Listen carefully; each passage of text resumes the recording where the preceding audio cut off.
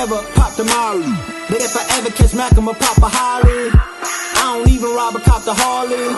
Blowing so much green, I shame Marley. Yeah, I push the line to its full limit. Hit the hole like 22, boy, I'm a young Emmett. Nothing go like snow, now that's a cold image. Still whistling, sending, knocking them white women. Only reason I do it to avenge Emmett. To the day they go before they got me out. Knowing me, it don't matter, I simply change my route. On my hobby. West. Welcome to the Damu Kiwe Conversations. Hip hop, the culture, and reality. See, this over here, we ain't about no rumors. You know what I'm saying? We ain't about smutting somebody who ain't got it coming. We call ball's a ball, a strike's a strike. This is the Damu Kiwe Conversation. What I don't get, hold on, let me see this. What I don't get, oh, wait, wrong one. Let me do this one. What I don't get is how is part of CS2 back media team gonna talk his paperwork and clear him of anything. The fix is in. Hey, Mike B, look, bro, bang that like button on your way in. The fix is in. CS2 back saga.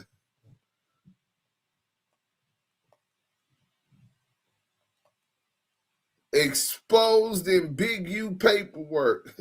Bang that like button. When the people get up in here, we gonna go live. I'm opening up Clubhouse right now. Anybody want to run the play the audio on Clubhouse so they can hear? Because I'm gonna keep my headphones on for this one.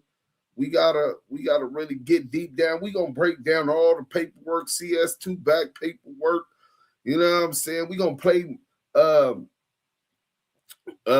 Mark Stevens interview. Oh, we gonna fry CS2 back up today. Bang that like button. Exposed in Big U paperwork. I thought Wack said that he didn't talk to them to the FBI, but now we found out that he talked to the FBI in Big U paperwork, huh? Specifically in Big U paperwork. That's why they got that in there. Hey, move! Don't start that. I just took you to use the bathroom. It's 4:20. So we finna open this Clubhouse room right about now. Let me send this to the chat. Anybody who could play audio right now, pull up. I just opened the room, boom, and let me fix the audio quality so that they can hear me talking. If I see anybody down there, oh, I gotta put the live link up in there for people who might want to come straight to oh, here I come. Hold on 1 second, kill it. Hold on 1 second. You know what I'm saying? Here I come right now. I was grabbing the link. Big Chevy, salute. So we finna put this link up. You know what I'm saying? Bang that like button if you on YouTube, man. Salute to the good people on IG. IG was going crazy the other day. I ended up. You know, it's been a minute, man. I can't hear you. I said, you know, it's been a minute since I've been on here, man. Oh, yeah, man. Me too. I ain't really been on here. You know, I'll be more on YouTube, running the content on YouTube. You know. I know. I see your numbers and shit going up. Your subscribers. Hey, you know what you should have done, though? Do something. Yeah, not right now, though. We live, bro. I don't want to have that conversation. We finna get to the content.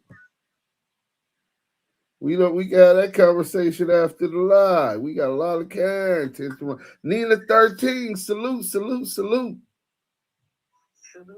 Duse. Hey, my Shaq sextape, they was blaming everything on Stutterbox. When y'all come in, hit that like button. Binky Mac, Duse M's done. Hashtag ETE exposes hashtag ETD expose the debriefers. Oh, that's what we're going to do. We're going to do that if we don't do nothing else. You know what I'm saying? Well, you know, get to a BNAG. You know what I'm saying? That's always first. Muddy Waters, family in the mirror. Shout out to the Blue Rinse Mob, always on their job. I see y'all in the chat. Nino Black, salute Deuce. About time, old man. Deuce, my brother from another, man. Salute to you, brother. Black Cash Dreams. Salute to you, brother. I salute to everybody in the chat. We definitely gonna get into this content. My guy, Street Certified News. Shout out, Chi-Town. Ain't gonna let a country nigga get nothing. Nothing. You know what I'm saying? Shout out to the Shy, man. This good folks right here, man. My boy, Street Certified. My bad. Y'all couldn't even hear me. Hold on. My bad. Let me fix this. Bang that like button coming in. We got the content. And y'all didn't know? Well, now you do. Let's go.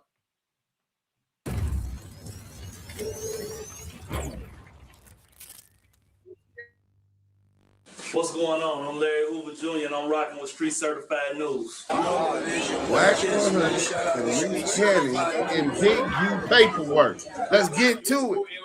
Oh, yeah, y'all already know what it is, man. I'm rocking with Street Certified News. You got behind the scenes, man. We're gonna tie this bitch up. What up, this your boy Mom J. We rocking with Street Certified News. YG. And Street Certified News, man. Shout out Big Bo. Shout out Walker. Certified, man. Yo. It's your boy Mixo Guapo, man. Street Certified News. And we back with another one.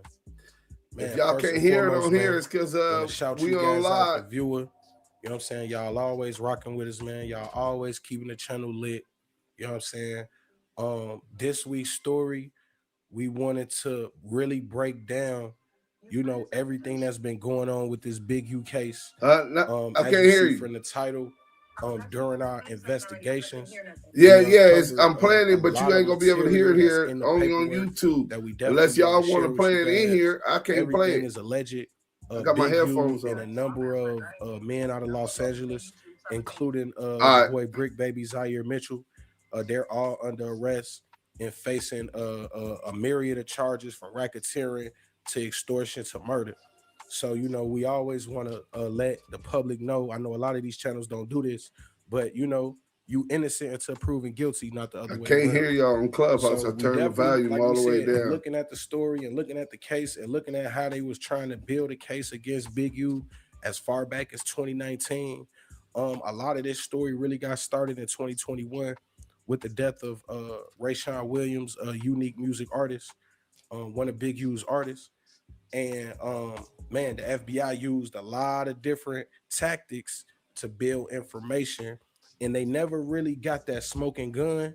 But I believe through all of these little tidbits, and mostly through cooperating witnesses and witness interviews, in which the boy WACK100 name is all in the paperwork as one of their main witnesses. When you look at the paperwork and it shows witness interviews, he's the first and only name mentioned. And then there's a whole paragraph about, you know, what he told the feds. If y'all could hit that like, comment, and subscribe if you haven't already subscribed, man.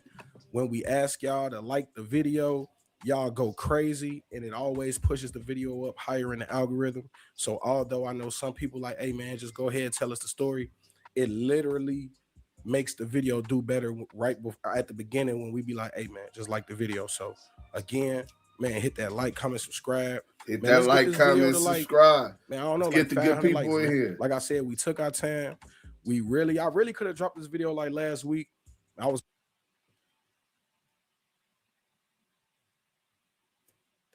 know what's up with my Wi-Fi every time I go live.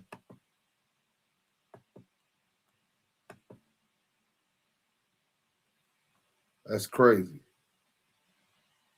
Out of town, I had some other stuff I was doing, and I also just wanted to kind of give it some time. I'm surprised nobody else has kind of jumped out with this.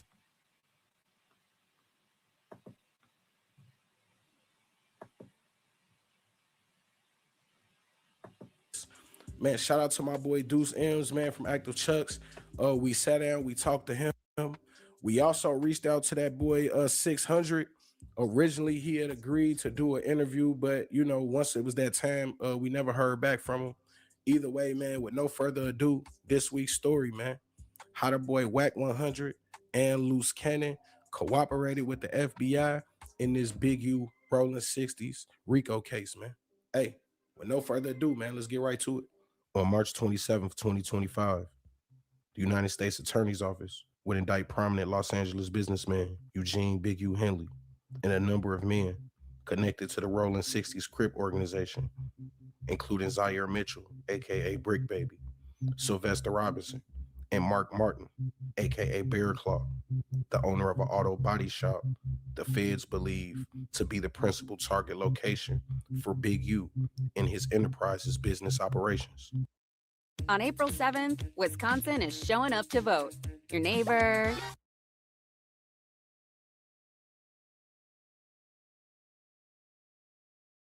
My thing is messing up every time I come out. Y'all get on them and stay on them and hit that like button in the chat, man. Let's get back to the content, though. In March of 2025, these men, along with others, would be indicted for racketeering, wire fraud, firearm possession, drug possession, and conspiracy to commit murder. Included in those arrested would be Tremaine Ashley Williams, a 42-year-old man who until recent months was not under investigation or a part of the Rolling 60 structure outside of a loose familial affiliation. Tremaine Williams, aka Loose Cannon, would essentially be a nobody until early March 2024, when he would appear as a guest of WACK100 on the No Jumper podcast and make claims that Big U had a hand in the shooting death of popular rapper and Rolling 60s member Nipsey Hussle. Although it would seem that this is the starting point of the investigation into Big U and the Rolling 60s Crips, the government had already been investigating the group since the 2021 death of unique music rapper Rayshawn Williams. On the morning of January 25th, 2021, detectives with the North Las Vegas Police Department discovered the body of Rayshawn Williams lying in the desert near the Apex landfill in North Las Vegas, Nevada. Williams had been shot multiple times and his body had been dragged and left in a ditch not far from Interstate 15. Hours before the homicide, Williams had been seen at Jamal Rashid's studio, a studio closely associated with Big U Henley. According to a witness identified as Witness 1, Henley was one of the last people seen with Williams before the homicide. Witness 1 would also state that Robinson drove Henley to Las Vegas from Los Angeles in a dark gray Lexus. Detectives obtained a court-ordered search warrant for AT&T records for 2 of Henley's telephones for the weeks leading up to the homicide. Based on the information from Witness 1 and analysis of Henley's phones, Henley and Robinson arrived in Las Vegas on January 23rd, 2021. And on January 24th at approximately 7:04 p.m., Henley would arrive at the studio. According to Witness 1, who was most likely the security guard from the studio that night, who had a family in law enforcement and was motivated to give information due to that fact, Henley would return to the studio around 2:30 to 3 a.m. alone in that same dark gray Lexus. That was the catalyst to really get the FBI to start looking into Big U. Like they had already kind of been looking at him for maybe some extortion as far back as 2019, but that 2021 murder, man, really kind of got the ball rolling on this FBI RICO and murder case. 504. When we get down to Witness 1 is the person, like, he was in the studio clearly, and then they say Witness 1 is associated with the studio and has a criminal history that include a 2020 misdemeanor for soliciting prostitution. You know, he nigga live in Vegas. I don't know how you catch a prostitution charge. Your ass live in Vegas. That's crazy. Right, where prostitution is legal, so he on Tropicana dealing with the low budget hoes. You know, he dealing with the low budget hoes, low end, not even the the $200 escorts. He trying to spend 50 or 40. You know, I see. And then they also said that Witness 1 was motivated to cooperate because he has a family member who works for law enforcement. Right.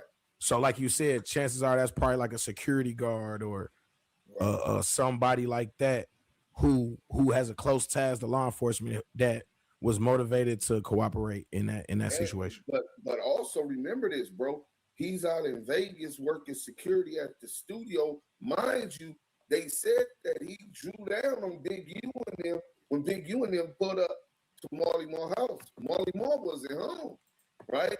But they come there to come use the studio. Marley Marl's not there. They or whatever.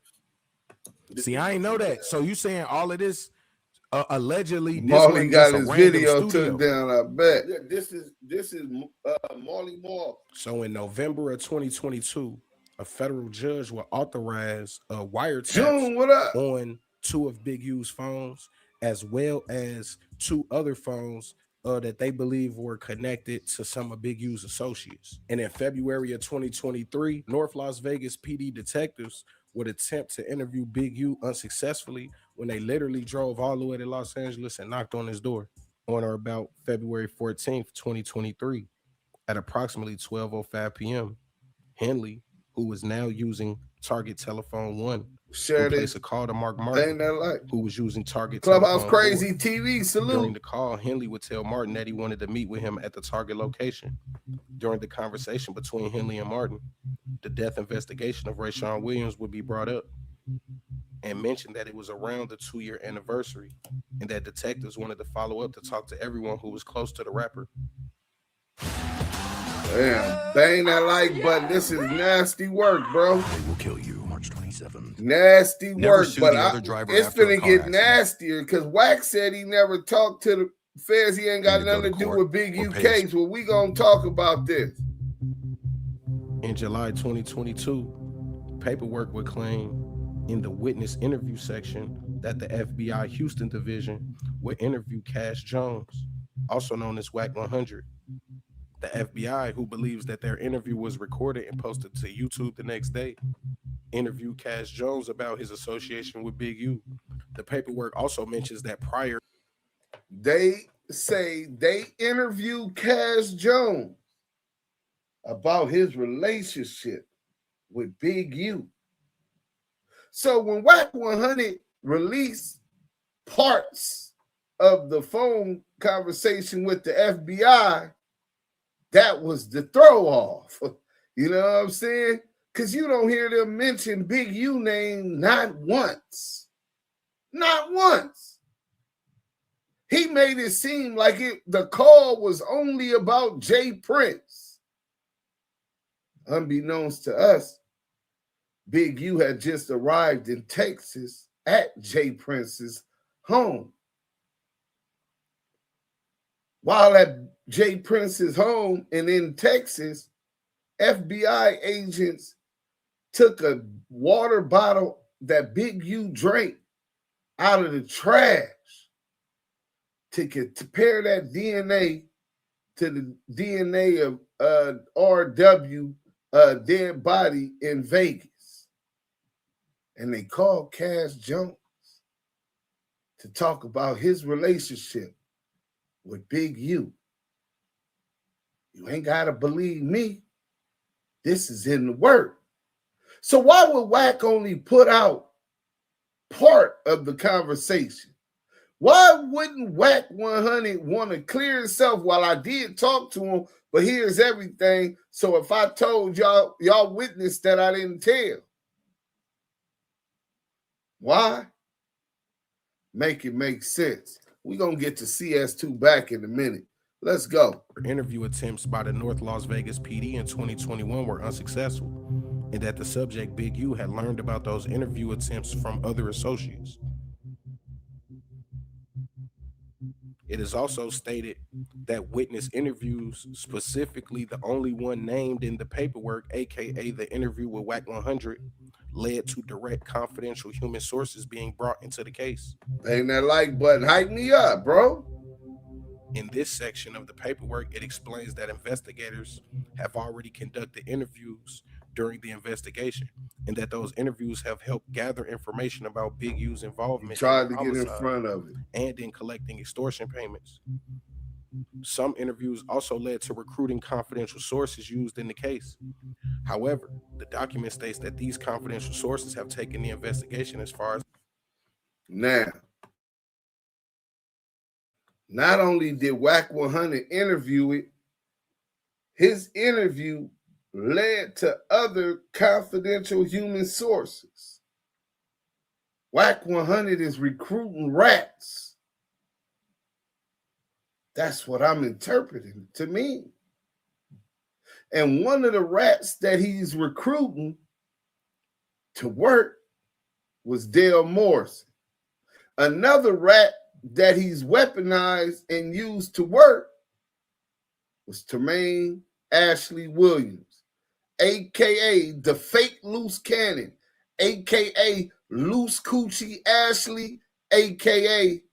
loose the lie ability, most known for his ability to lie.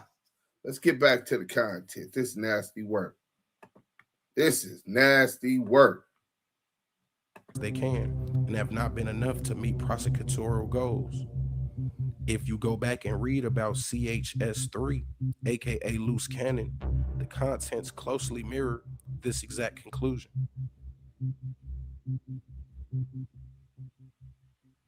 So CHS3 did not have access, had limited access to the rolling 60s, and it looks like he was unable to be used for the investigation because he provided extensive assistance for another FBI investigation back in June of 2019. His assistance is widely suspected among multiple gangs in the Los Angeles area. Didn't everybody already think that he was a rat last night on that content, or was it this morning? I recorded it yesterday. When he was on No Jumper, he said, fuck it, nigga.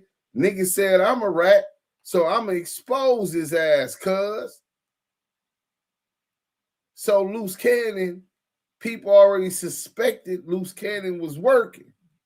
Big U already suspected Loose Cannon was working. Let's go. Able to testify about the information he has already provided. So it looks like CHS3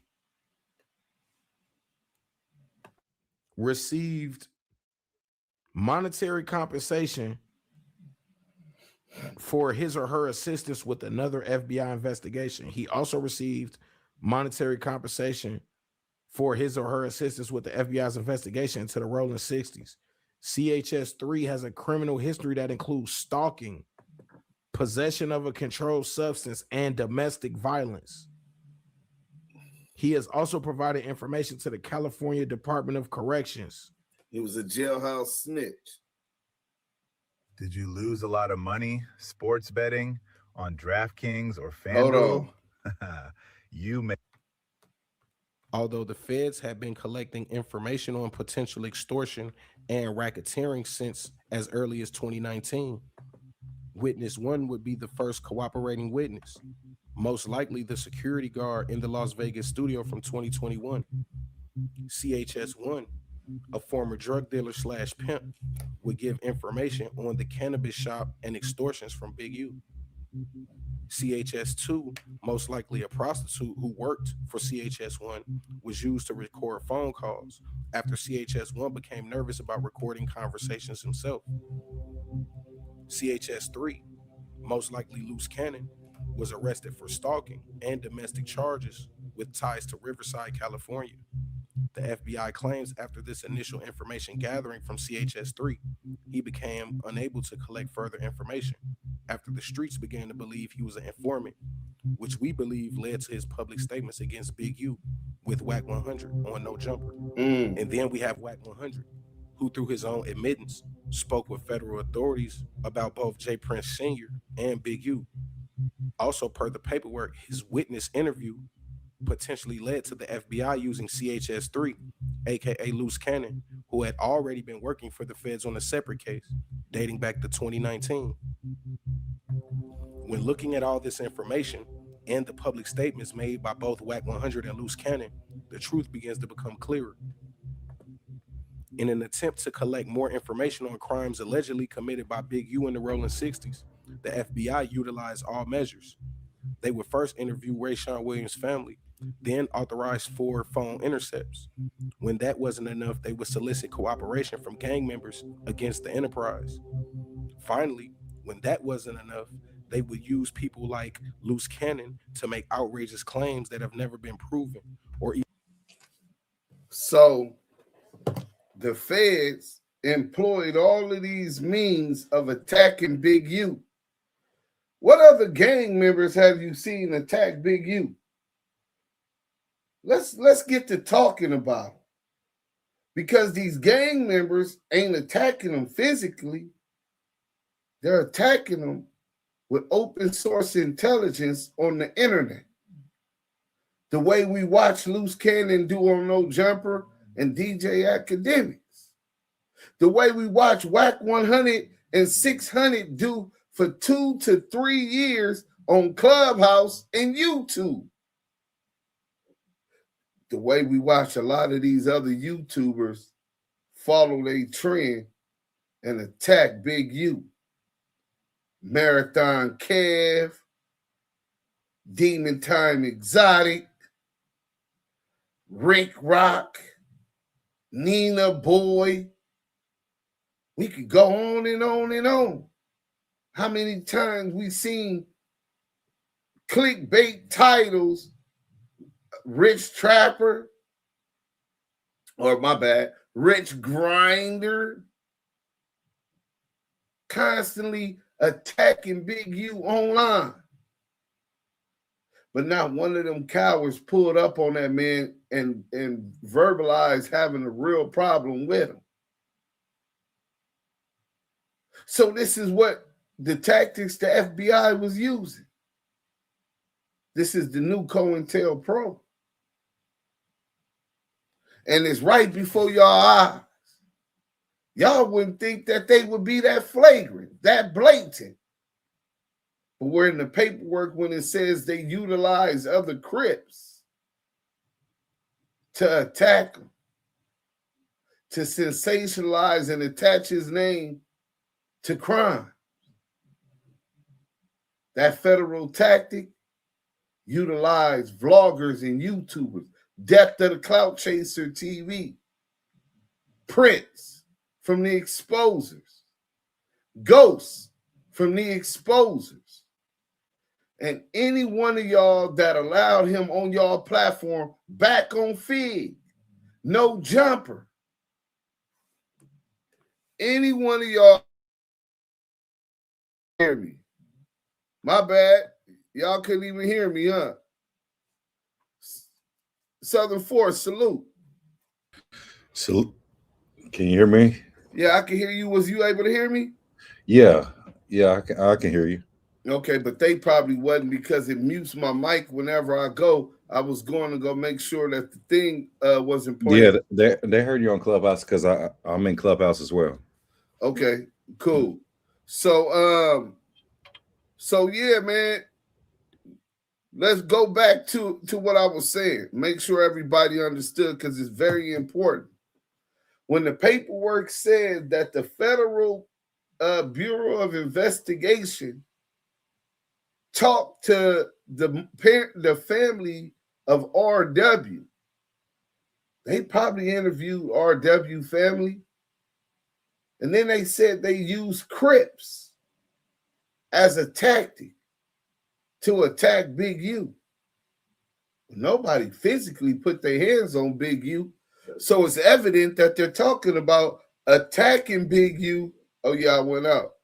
Attacking Big U online with open source intelligence, implicating Big U in crime. Compton Rick Rock, you're guilty of doing this. I looked at you crazy. Nina Boy, I looked at you and some of the shit you pushed out there. That was crazy.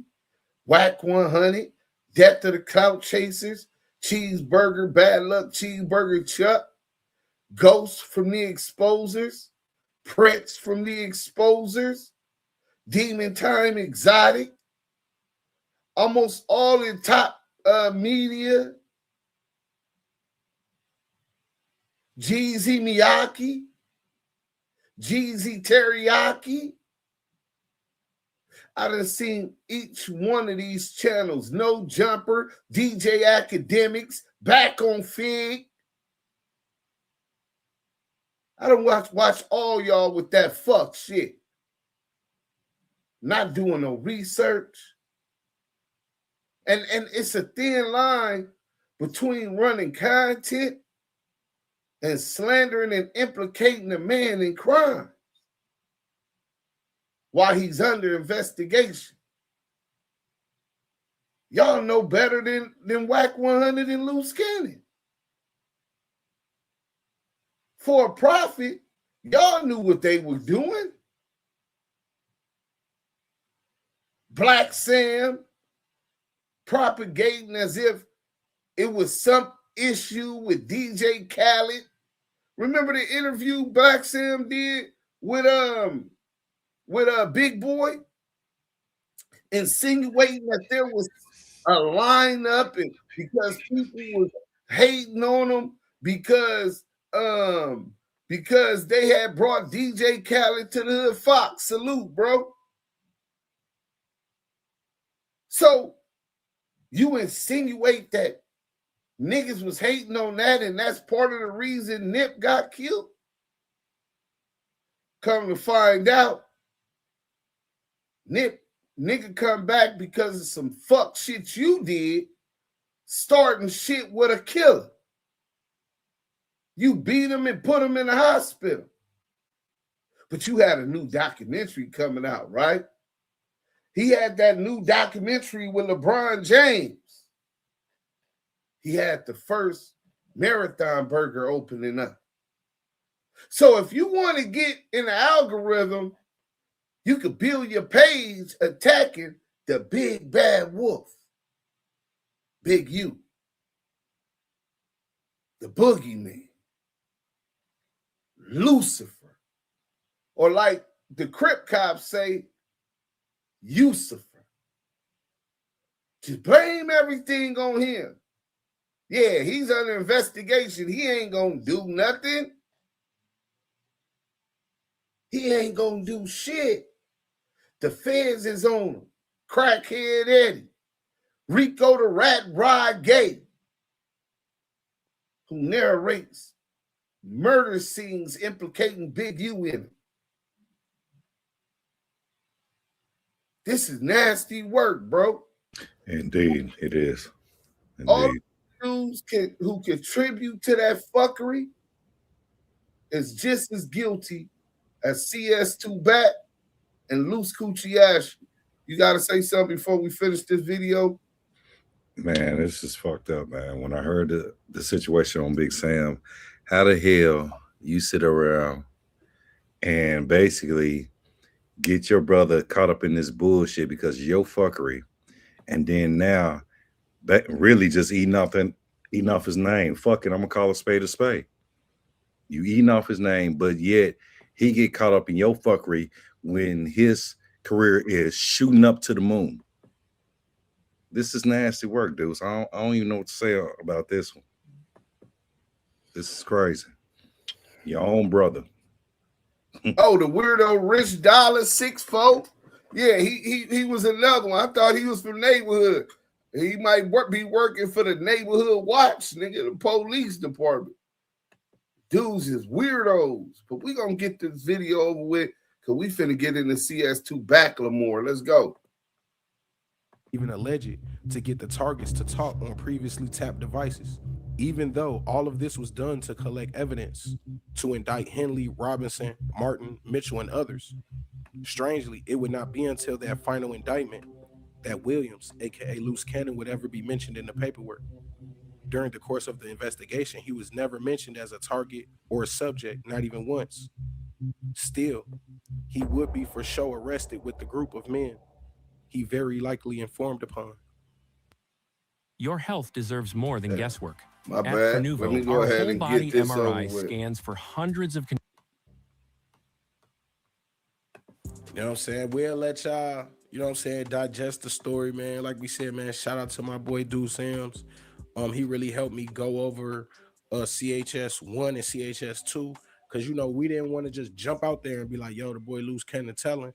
We really wanted to take our time with it. So when you look at CHS1, who ended up being the pimp drug dealer dude who was running the cannabis shops, and you know he was caught for pandering, and then CHS2 was basically one of his females, because I believe that person was caught for like lewd behavior or something like that.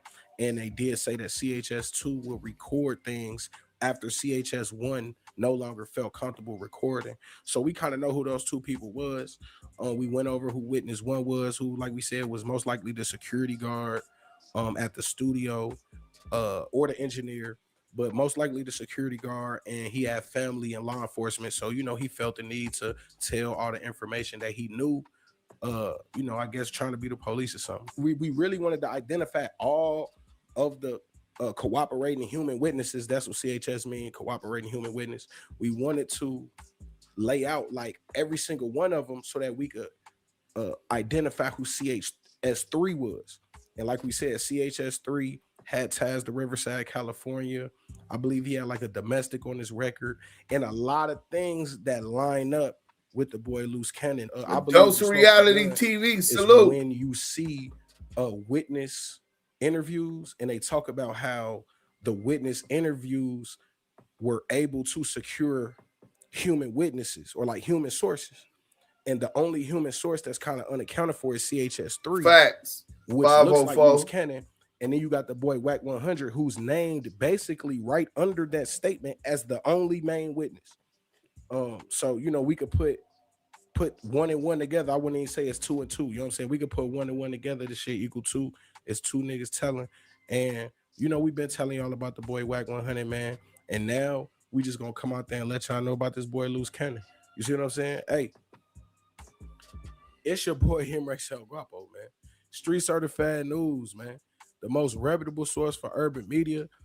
Please hit that like, comment, subscribe. We love you, man. We out. Y'all be sure to go over there and follow my guy, El Guapo, man. Street certified news. Hey, we don't miss, bro. Every time we come, we go viral. I think the last video was 100 and some thousand. The one before that was 100,000. We doing bing-bings around this motherfucker. When we get together, it's like the motherfucking Jaws music. Come on. When Jaws is coming, you know what I'm saying? We gonna flame some shit up. You know what I'm saying? But the brother, salute to the brother. He did great work. Gangsta Deezy, salute. You know what I'm saying? Sports Universal Live Podcast, salute. You know what I'm saying? All y'all podcasters, make sure y'all tap in because we coming with our app. And we got some incentives for y'all to move over there quick, early. So you might want to get in early so you be popping over there, because later on you ain't going to get them same opportunities, that same look. So let me get to this real quick. You know what I'm saying? So let's go here. So what's good, everybody? Welcome to the Damu Kiwe Conversations. I'm Duse M, the Don. I got my guy Southern Force. Tonight, we are not doing the internet gossip. We're not doing the Clubhouse rumors. Tonight, we are walking through actual investigative documents connected to one of the wildest stories to ever sit in the background of hip-hop industry politics. And that story involves allegations surrounding Robert Ross, Shaquille O'Neal, Mark Stevens, Ray J, and Cash Jones, also known publicly as WACK100, and several individuals alleged to be members of the Main Street Crips. The documents we're looking at tonight come from the LA County Sheriff's Department Major Crimes Bureau. These reports detail an investigation into an alleged kidnapping, robbery, and assault that Ross reported occurred February 10th, 2008 in West Hollywood. Now, before we go further, this is important. These documents contain allegations, witness statements, and investigative notes. They are not courtroom findings, but they do show exactly what investigators were told and how the investigation unfolded. And once you actually read the paperwork, you realize this story is way deeper than what people talk about online. So tonight, we're going to walk through it piece by piece. So before we get to that, let's get to these weirdos on the 100 EBT side. The exposer Prince said that he cleared CS2 back. Well, he cleared WACK100 from being CS2 back. Imagine what kind of cover up and sham circus court that had to be, right? We got this shit got to be prime time news, man. We finna get to this content that we gonna break down the paperwork, man. Let's get into these weirdos, bro. Let's go.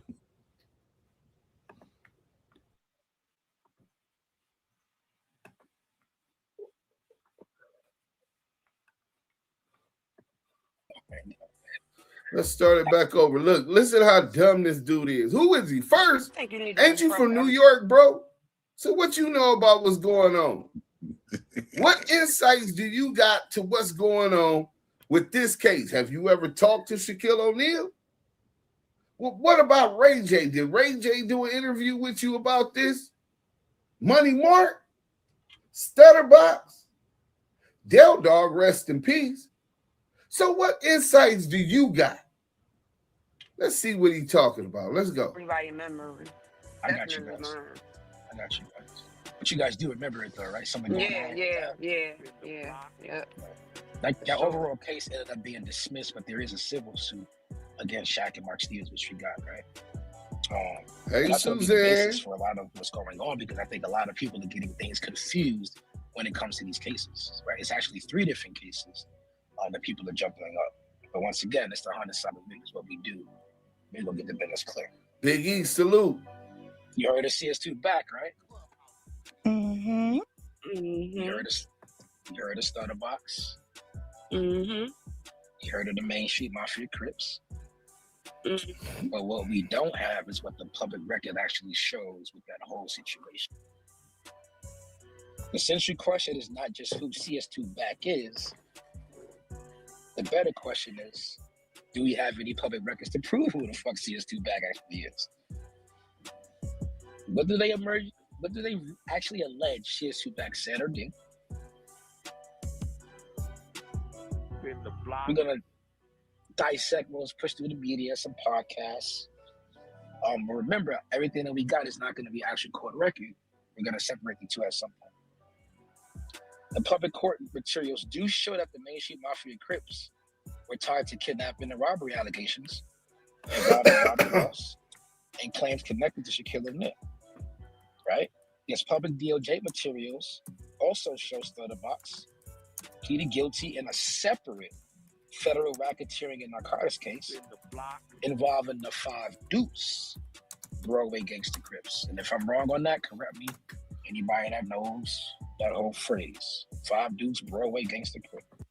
What do the 5 Duse Broadway Gangster Crips got to do with the Main Street Mafia Crips? What does that got to do with this? This nigga already started spinning. Oh, he's telling on somebody. Yeah. That's how. No. He talking about a case Stutterbox caught later on. I think it was like 2015 or 17. Well, why would you bring that shit up? To spin. The name of this is Clubhouse TV. Spin the block. So they spinning the block with a whole bunch of spin. Let's go. And we have a 2025 court ruling, a civil case. of one Cash Jones, Stand known as on the WACK media. 100, Salute. against World Star Hip Hop and the media company for allegations of defamation of him being CS2 back. Oh yeah, that check just cleared not too long ago, right?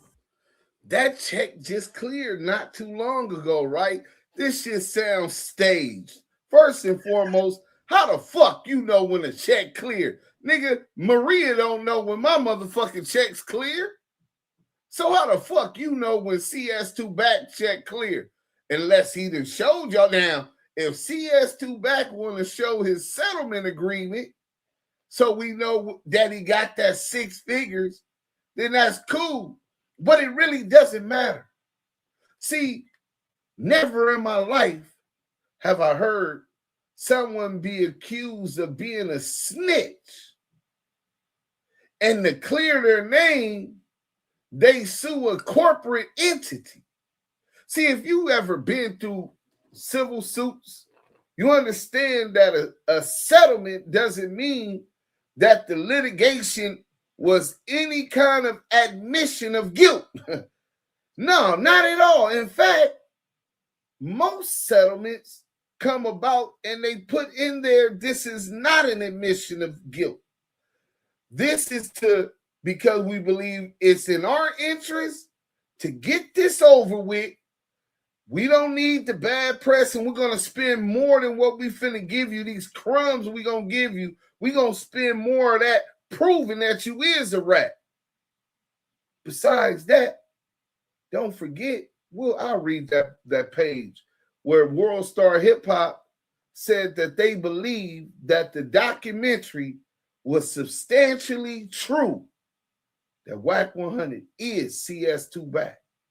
That was in their court filing. Let's get back to it. The check is clear. We got the work. We got the work. Now remember, Rose, that's going to be the basis of the defamation case. Okay, I'll be right? Rose. Yeah, go Prince ahead. of Gobbler. Sorry, I apologize. I'm looking at my phone right now. That's going to be the actual basis of the defamation case, right? If you say that I'm something, right, and I can prove that because you said that, it's slamming to hurt my business, and it's not true, simple defamation. That's not how that works, dummy. Watch this. Matter of fact, we finna go to Chat GPT. Watch this. All right, we got all those case laws. We're gonna go to Chat GPT. This is just how stupid this nigga is. He don't know shit. He ain't a lawyer. He ain't a street nigga. He's a gobbler, right? He's a gobbler like CS2 back's merman. You know what I'm saying? With CS2 back's son. Let me see. If Media Lab settled out of court for the defamation civil suit filed by Cash Jones, does that prove that Media Lab, the video, does that prove that the World Star Hip Hop video labeling Cash Jones and alleged informant was a lie? This is how stupid he is, right? Let me cut this off real quick. Stop sharing. This is why you don't go to the 100 EBT dumb side. I talked to Dogg. This is why you don't go over there and get your facts up off the 100 EBT side, right? Right. So, look, the first thing it says, look what I said. I said, if Media Lab, let me blow this up for y'all. If Media Lab settled out of court for the defamation civil suit filed by Cash Jones, does that prove that the World Star Hip Hop video labeling Cash Jones an alleged informant was a lie? Let me educate y'all real quick, right? No. A settlement does not prove the allegation was a lie. In U.S. civil law, settlements almost never determine truth or guilt. They almost never determine truth or guilt. They usually happen for practical reasons, like the cost, risk, and time. Let's break it down clearly for the unlearned, right? When a case settles out of court, the defendant here, WACK100, lawsuit against Media Lab AI, the company that owned World Star Hip Hop, agrees to resolve the case privately. There is no judge or jury deciding the facts. The parties usually sign a settlement agreement that explicitly says no admission of liability. Most settlements literally include language like, this settlement does not constitute an admission of wrongdoing. So legally speaking, settlement versus proof the statement was false. Settlement does not equal the proof that the statement was false. While companies settle defamation cases, media companies often settle even if they believe they could win. Common reasons: litigation costs. Defamation trials can cost hundreds of thousands to millions. 2, risk management. Even a weak case can win with the wrong jury. 3, time. Trials can take 2 to 5 years. 4, public relations. A company may want the controversy to disappear. What would actually prove the claim was false? The only things that would legally establish that would be a court verdict finding the statement defamatory and false, a judge's ruling on summary judgment, and documented evidence disproving the allegation. If the case settled, the court never ruled on the truth of the statement. So back to these dumbass 100 EBT, cum guzzling, dick pulling, professional ass lickers. Don't go over there and listen to them. But these niggas, these dick sucking niggas is the ones that's clearing WACK100 from being CS2 back. I wonder if he really got them niggas food, if they really that dumb, or they just got them food. You know they do. Some of the dudes that left the 100 EBT side, like when District 13, was it District 13? When they left, District 13, yeah, they told me, they like, hey, M, I ain't gonna lie. When you first bust out that paperwork, I knew it was him. I knew CS2 back was him. That's right. I'm like, damn, and you didn't, and you stayed over there? You know what I'm saying? So it's some people that know, but they think that he might be able to do something for them, so they still over there Peter buffing. A lot of people online talk about CS2 back like the identity is already settled. We know they're wrong. But when you slow it down and read the record, you see something different. These are actual real gang cases, real public allegations. They actually have a whole wiretap section and real lawsuits. But as we go through it, you determine who CS2 back is in this information, or if there ever even was a CS2 back. If there ever was a CS2 back, wait a minute. Did he just say what I thought he said? Hold on. Yeah, he said that bullshit. Run it back. That nigga said, or this is the spin, or if there even ever was a CS2 back. That is crazy, bro. Man, so now let's stop this right there. I don't even want to hear no shit after I can't even get through this, bro. So CS2 back is real. Right. All right. So let me give y'all a summary of the case. Cause I put the paperwork into ChatGPT.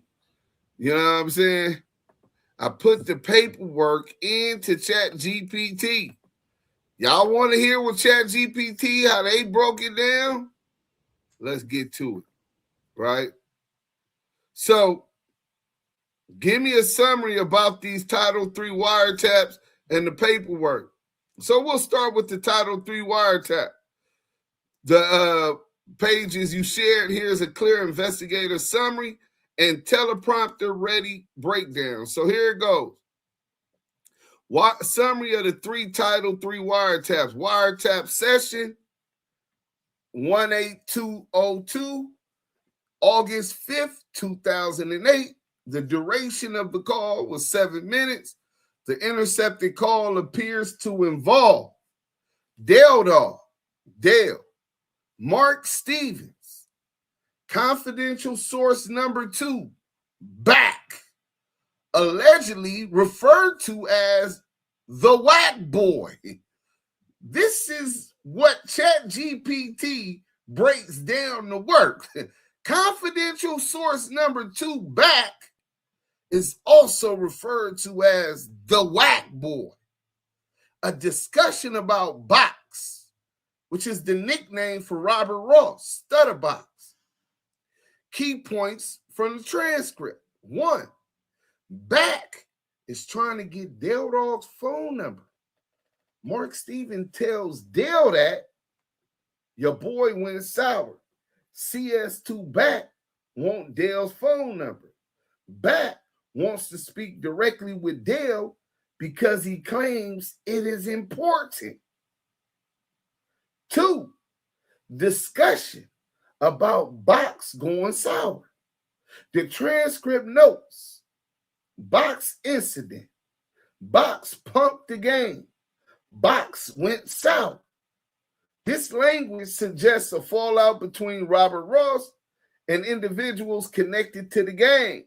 He pumped the game, he fell out, he went and told the police he was kidnapped, robbed, and assaulted. 3, claims the phone lines are compromised. The summary section states, sounds like Wack has info on Box and talks about phone lines being compromised, meaning someone believed that the phones were tapped. Conversations were not secure. 4, Mark Stevens appears involved in gang activity. The transcript summary states, Mark is involved in gang business and operations. This suggests investigators believe Stevens was actively connected to gang operations. 5, 2 messages left on Mark Stevens' phone. The report says 2 messages on Mark's phone. They came from Wack, and that Wack was calling on another line to reach Mark. 2nd document summary.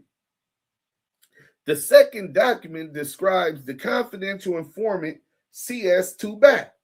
Key statements. CS2 Wack had limited knowledge of the gang organization. Well, because he's not from Main Street Crips. He was an employee, a security guard for Ray J, and he was hired by Money Mark Stevens. I got the tape where Money Mark described that. He knew something, he knew some criminal activity, but lacked detailed information. Could not identify many gang members from Main Street. Could not explain how drugs were distributed.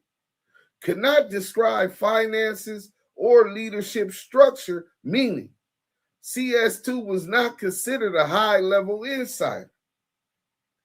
3rd document summary. This page explains why CS2 would not testify. It says CS2 fears retaliation. If the gang members learn he cooperated, they would likely orchestrate his execution. It also states CS2 can provide limited info about shootings, burglaries, murders. So he could provide limited info. They didn't say he couldn't provide no info. So he could tell them about some shootings. He could tell them a little bit about some burglaries. He could tell them a little bit about some murders. Might not have had all of the info because he's an outsider, but he's been around enough as Stutterbox's neighbor, as Ray J's bodyguard, and an employee of Deja 34 Records to know what was going on with what. But he refuses to testify in court. So, major investigative questions are raised. Your investigation focuses on these key questions. How did Back know that the phones were tapped? That's the question of the motherfucking day. How did Back call? Imagine I called you right now, Southern Force. Tell me how you be looking at me. Oh, I say, hey, look, bro. Hey, that nigga Scandalous, he compromised. He went bad. And the phones is tapped. He went bad. The phone's tapped. Nigga, how you know? You know. There you go. Nigga, he must have went bad on you, and you got caught up on the phone running your big ass mouth. And now you compromised. Right. Exactly. Who trying to don't line know, me up. Right. Who don't know Wack got a big ass mouth? You know what I'm saying? So that's one of the things that they're saying. I'll start that in a minute. Possible explanations, street awareness.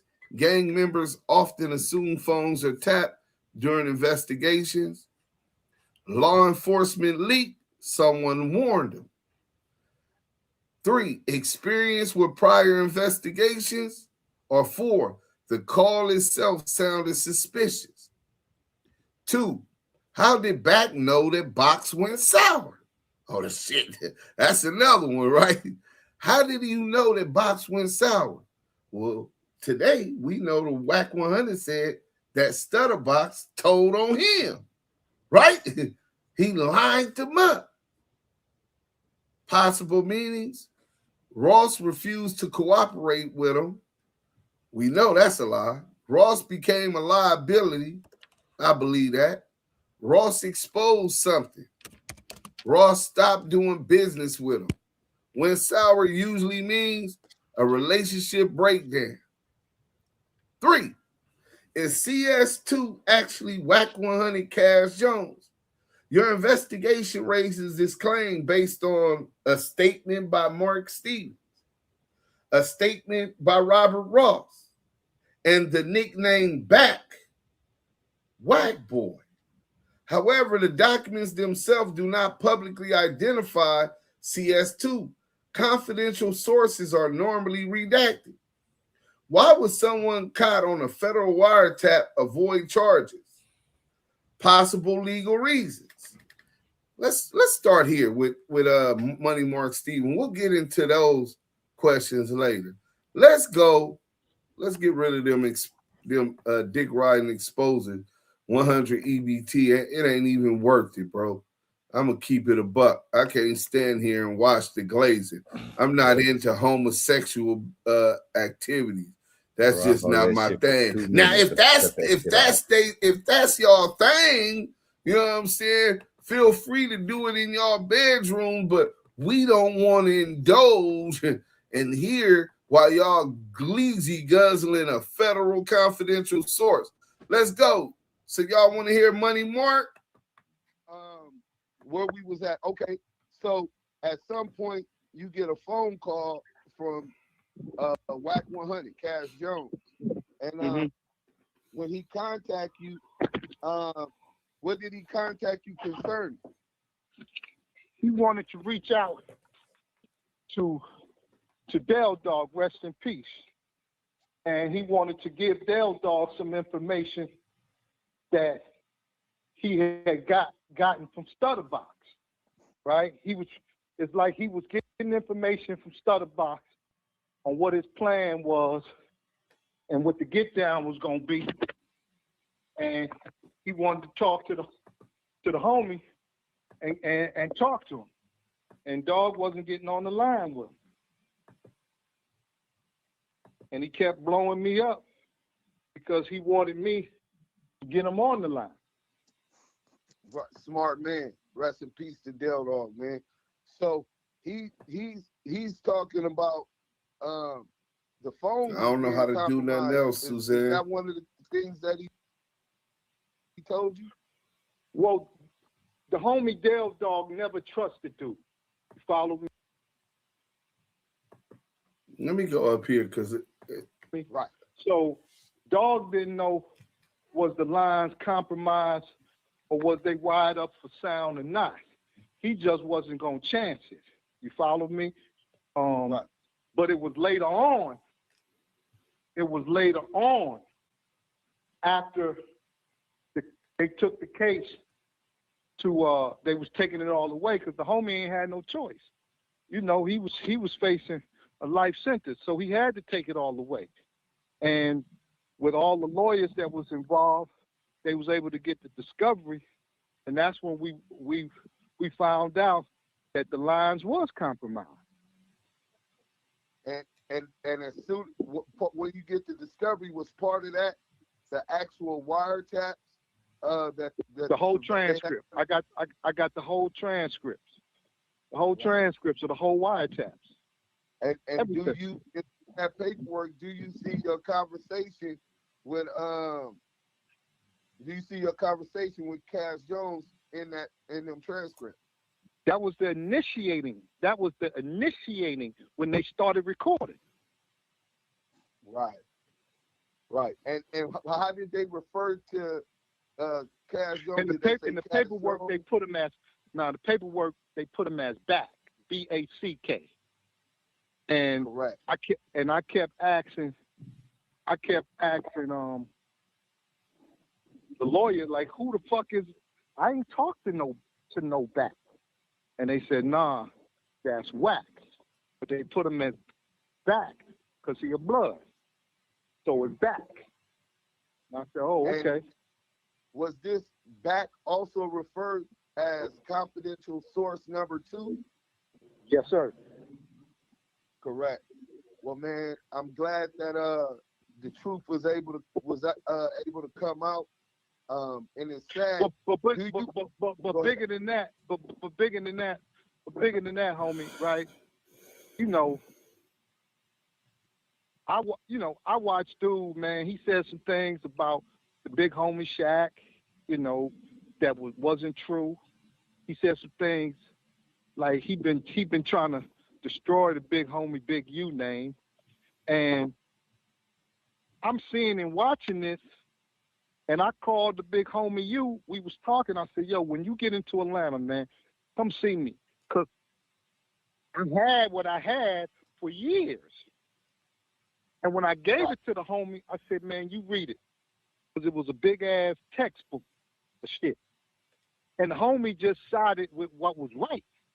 He said, I can't fuck with dude no more. And that was the end of that. Until Wack started attacking, and that's when Wack started attacking him with false allegations and all of this online weird shit, right? Correct, because the homie Big U asked me why I didn't fuck with the nigga, and I said, when you pull up, I'm gonna show you. I want you to read it. And when he read it, he was like, oh, okay, I see why you don't fuck with the nigga. I can't fuck with the nigga. And that was it. Wait, how long was it from when you first got it that you met you in Atlanta to show him the work? I got the paperwork from the attorneys probably in, I want to say 12 or 13, because it was a series of, you know, remember the incident happened in 07, 06, 07, but Box had went to prison.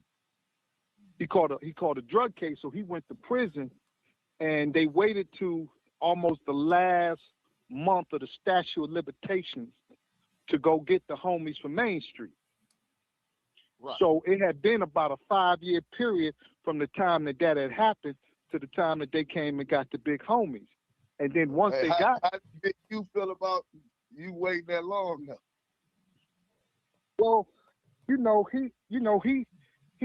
chastised me, and I never, you know, one of the things, bro, and it's like it's the slippery slope, as people say, right? Like on one end, Wack, the nigga, he wasn't doing no harm, right? He was just trying to move around and be the tough guy. Okay, cool. You know what I'm saying? My whole thing is, okay, that's what you want to do, cool. But then it went from that to I heard what he was saying about the big homie Shaq, and then I heard what he said about Big U, and that's when I picked up the phone. I said, hey, you, man, I want you to read something, man. And then once you read it, once you know, you know. That's Quran. That's the Holy Quran. Once you know, you're accountable for what you know.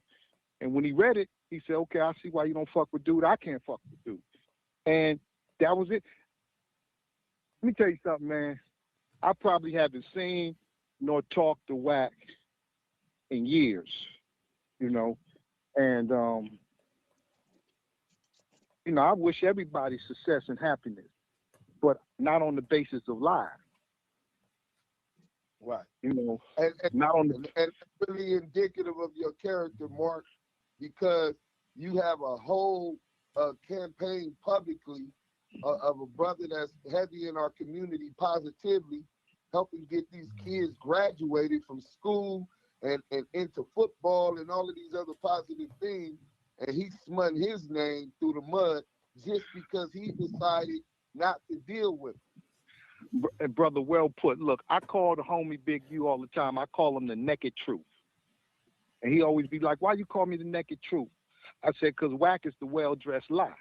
You know, it's an old parable about truth and lie went swimming. And, you know, lie jumped out the water and put on truth clothes. So you had a well-dressed lie, but then truth got out the water and it was naked. So you got the naked truth that's trying to run down a well-dressed lie. You feel what I'm saying? Right. So, I mean, you know, it is what it is with the homie. Well, yeah, man. Well, I know you a businessman and you stay on positive shit, man. I'm sorry that we had to even delve into these negative accusations that got a lot of people, good people named caught up in it. But we needed to get the truth where truth appears, falsehood disappears, man. And I wanted to hear that for myself, man. Man, hey, man, I appreciate you, man. And, you know, God bless. But like I said, man, you know, it's a lot of things is just a well-dressed lie. That's all I can say. Right.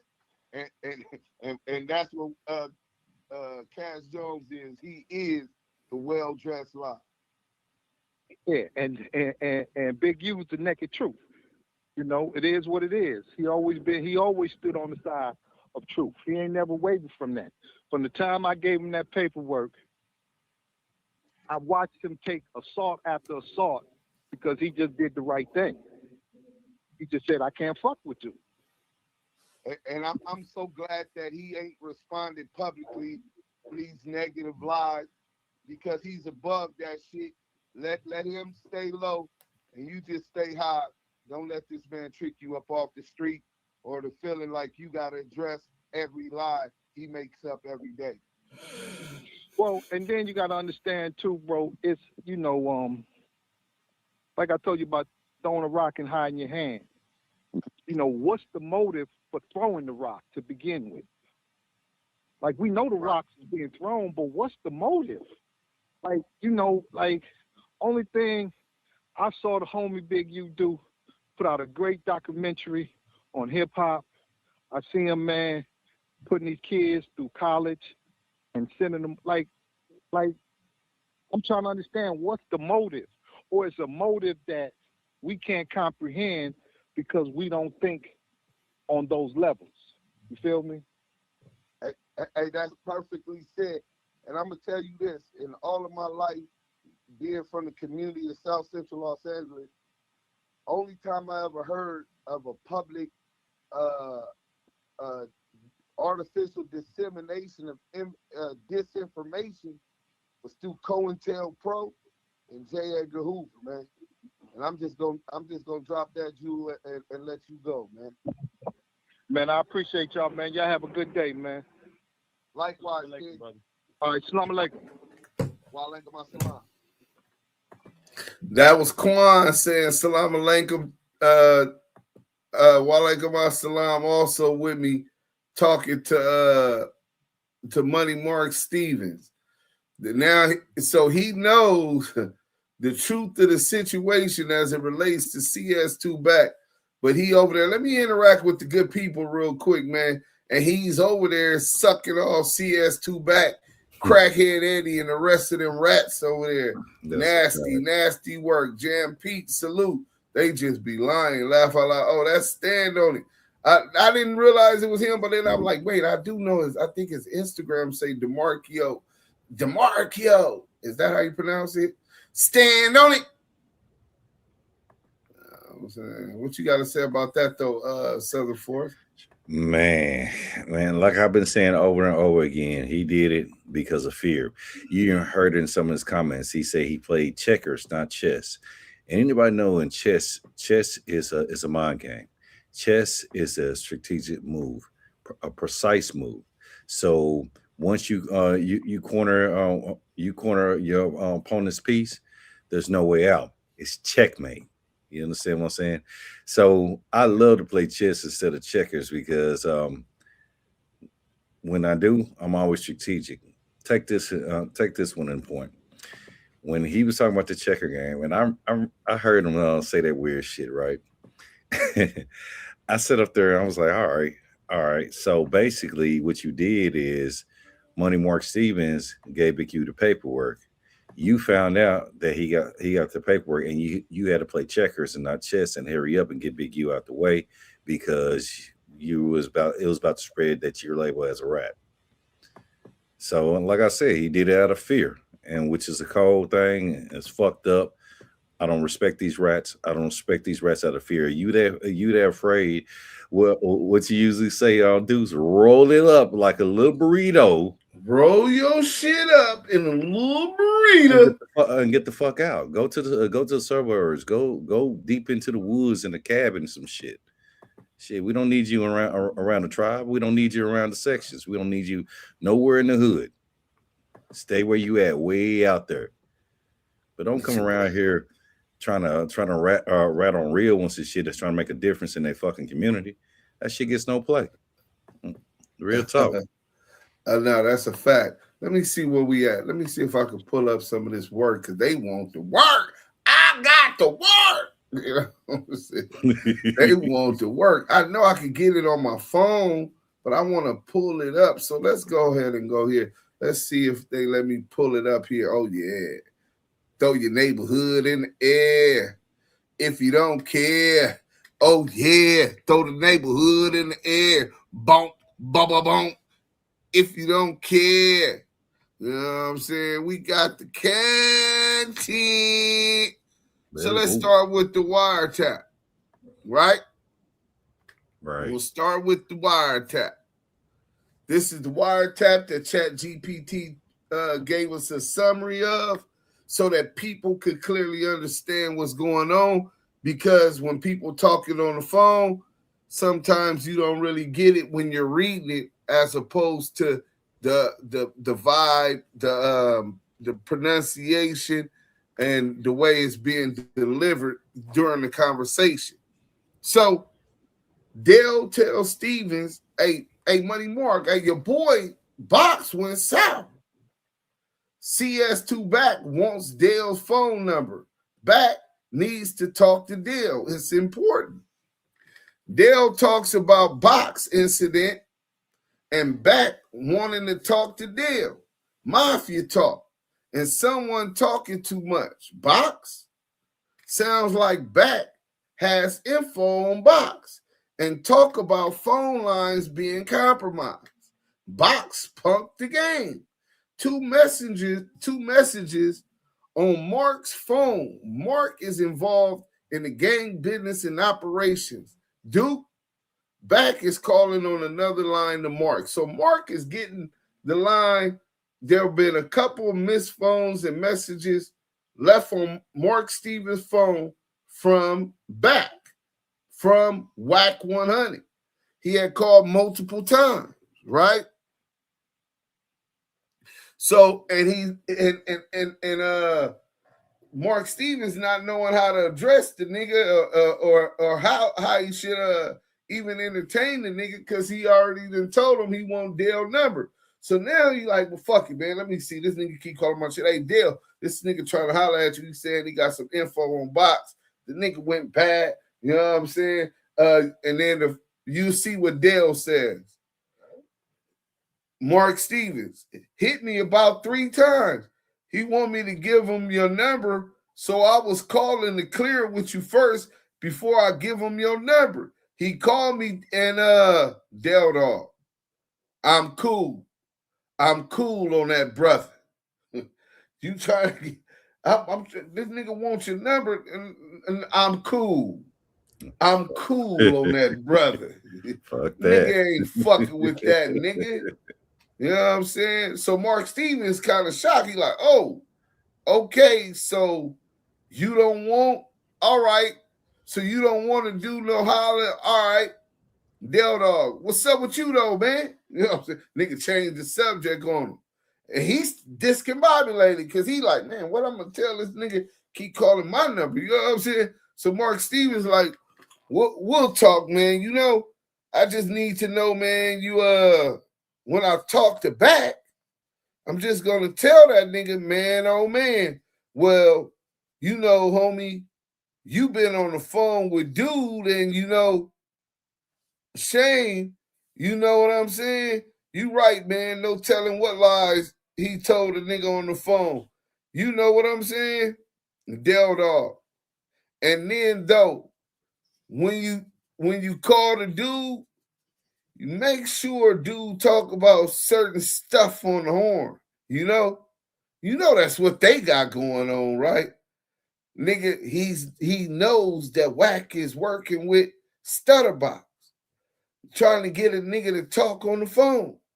Man, I ain't got no time for this dude. You Mark Stevens. I mean, you know, that's good information. See, now I know how to, like I said, I ain't helping the Wack boy in a minute. You know what I'm saying? He called me out the blue yesterday. Not yesterday, yeah. Last night, he sent 2 messages. He left 2 messages, said this morning, and I just need to know how to play it cool. Like, I ain't trying to, you know, roll the boat. You know what I'm saying? I just needed to know how to play it cool. You know what I'm saying? Because the nigga been calling me, you know. You know what I'm saying? Dale Dog, nigga probably said, man, nigga going to jail, you know? And then Dale Dog started laughing.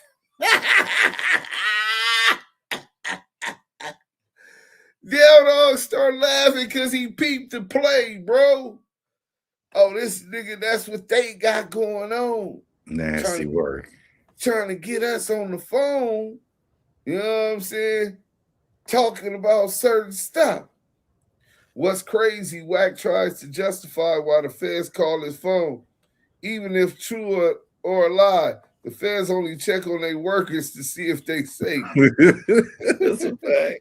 509, yeah, bro. I went and re-listened to that shit after all of this time because I didn't, at first, remember we all thought that call was fake. You know what I'm saying? Now I know that the call was real. He just cut out the part. He just edited out the part where he was being questioned about Big U. They called him to talk about Big U.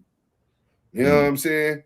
So that's the part he edited out. But so when I didn't really pay attention to it as much. I heard it, but I wasn't on it like that as at when he had first released it.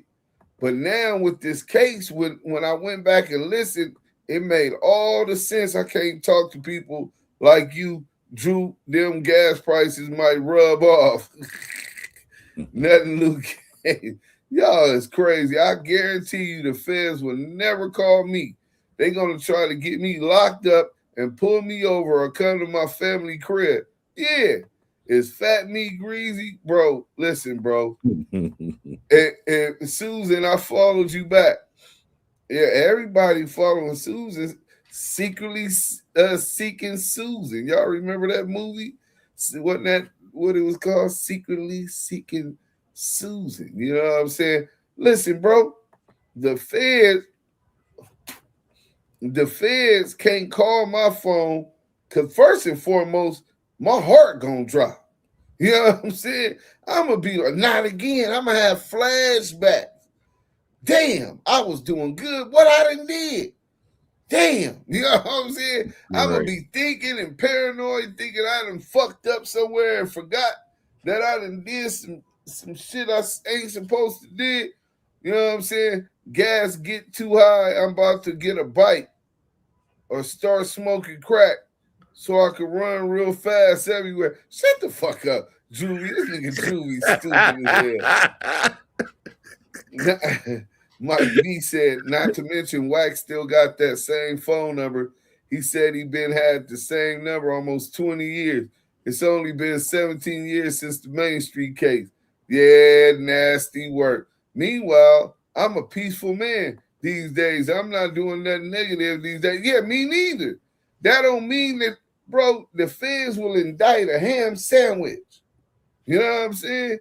That's the saying that my lawyer told me when I was in the feds. The feds will indict a ham sandwich. You know what I'm saying? Because they could go with hearsay and all that. They could run with all of that at grand jury. You know what I'm saying? But once you get to trial and that shit has to face the crux of cross-examination, it gets context. And a lot of things be taken out of context. For real, Drew, an electric bike is $5.25 here in Portland. So, okay, so we've been on an hour and 27 minutes. You know what I'm saying? Let me get into some of this paperwork. I'm going to read it from Desperately Seeking Susan. Okay, yeah, good looking out, my boy Jerry. Hey, Desperately Seeking Susan, nigga. You know what I'm saying? That's what that thing was called, that movie, man. You know what I'm saying? I remember I was young, but I remembered it. Crack so you can run fast. How crazy. What it do? Zariah Scott, what up? You know what I'm saying? Oh, I might be able to pull up some more of that paperwork. You know what I'm saying? Let's see if they let me go here because boom. Oh, here goes the thing, right? With other leaders of the large gang organization, CS2 is able to provide limited information regarding violent assaults committed by the Main Street Mafia Crips, including shootings, burglaries, and murders. CS2 is unwilling to testify in court against members of the Main Street Mafia Crip because CS2 is fearful of retaliation against CS2 and or CS2's family.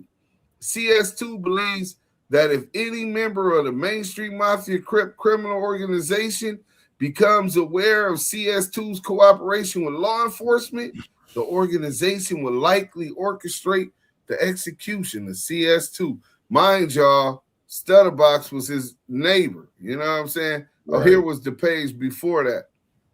CS2 has provided reliable, historical information concerning the Main Street Mafia Crip organization.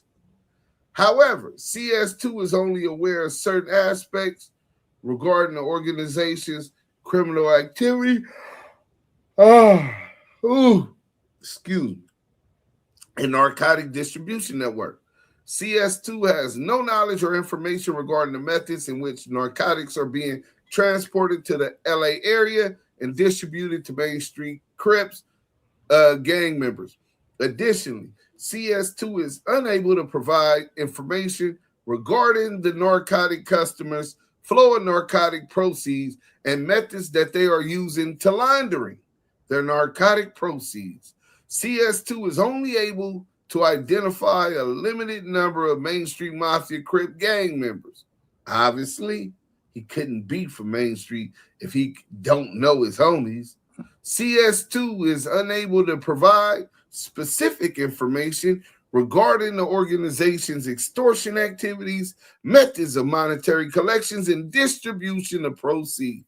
CS2 is also unable to provide any information regarding the Main Street Mafia Crip Association, blah, blah, blah, blah, blah. You know what I'm saying? But he did provide historical, reliable historical. Do you know what that means? Historical, nigga? Historical, nigga. Something that's gonna always be remembered, nigga. He made history. That nigga snitching made history, nigga. Now wonder that nigga walk around this motherfucker, even though he done told like he ruled the world. You know what I'm saying? And the Golden Rat Award goes to CS2 back. Man, that nigga gone. I'ma tell, and I'ma tell again. I'ma tell on all of my friends. I'ma tell. We need to do a song called "I'ma Tell." That's what he gonna do, nigga. He all got of his telling patent. He got a patent on that telling. Oh yeah, that telling got a pending patent, nigga. It's exclusive for CS2 back. Oh, while I'm getting this paperwork, let's get into this. For those who aren't familiar, this tells a better story. Hold on. Just put it in the story into better context. Let's go. Shout out Kip Kamey, my guy. A man by the name of Robert Ross went into a convenience store in West Hollywood. He was then kidnapped at gunpoint and was forced to drive to a home in South Central Los Angeles, in the territory of the Main Street Mafia Crips. There, he was beaten, robbed, and demanded to return Shaquille O'Neal's sex tape. Stay tuned. Let's turn back the clock. The year is 1992, and Shaquille O'Neal roared his way from LSU all the way to the NBA, where he became synonymous with both power and finesse. Quickly, he became one of the league's most dominant players, and one of the US's most popular celebrities. As a literal larger-than-life figure, Shaq also dominated off the court, starring in movies, Pepsi commercials, gracing video game and magazine covers, making wrestling appearances, and topping the charts with one of his most dear passions, rapping, spitting on the mic. Along names such as the notorious B.I.G., Nas, and Jay-Z, the big Aristotle showed us chops on the mic, even featuring on a Michael Jackson single. Yeah, seriously.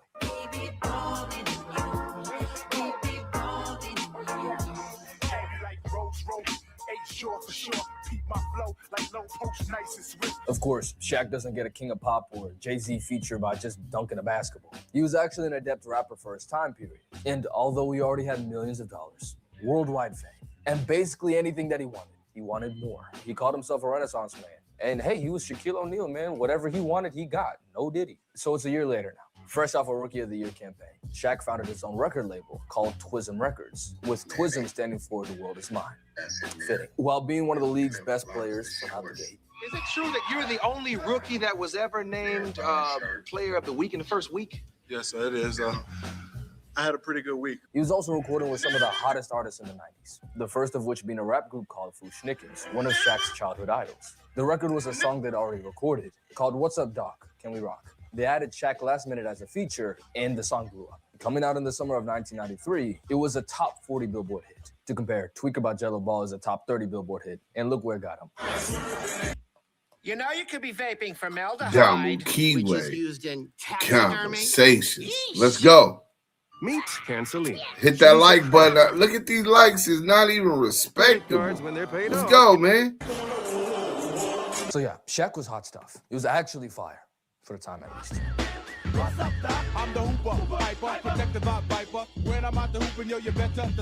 That single showed that Shaq could hold his own in the booth, and many more records followed. What's Up, Dog became the lead single of Shaq's first project, called Shaq Diesel, which went platinum, selling over 1 million copies. Buoyed by this massive success, Jive Records, the label that put Fushnikins and Shaq together in the first place, offered him a 3-album, $10 million deal. Agent called and he said, bro, you're not gonna believe this. And I said, what? He said, they offer you a $10 million 3-album deal.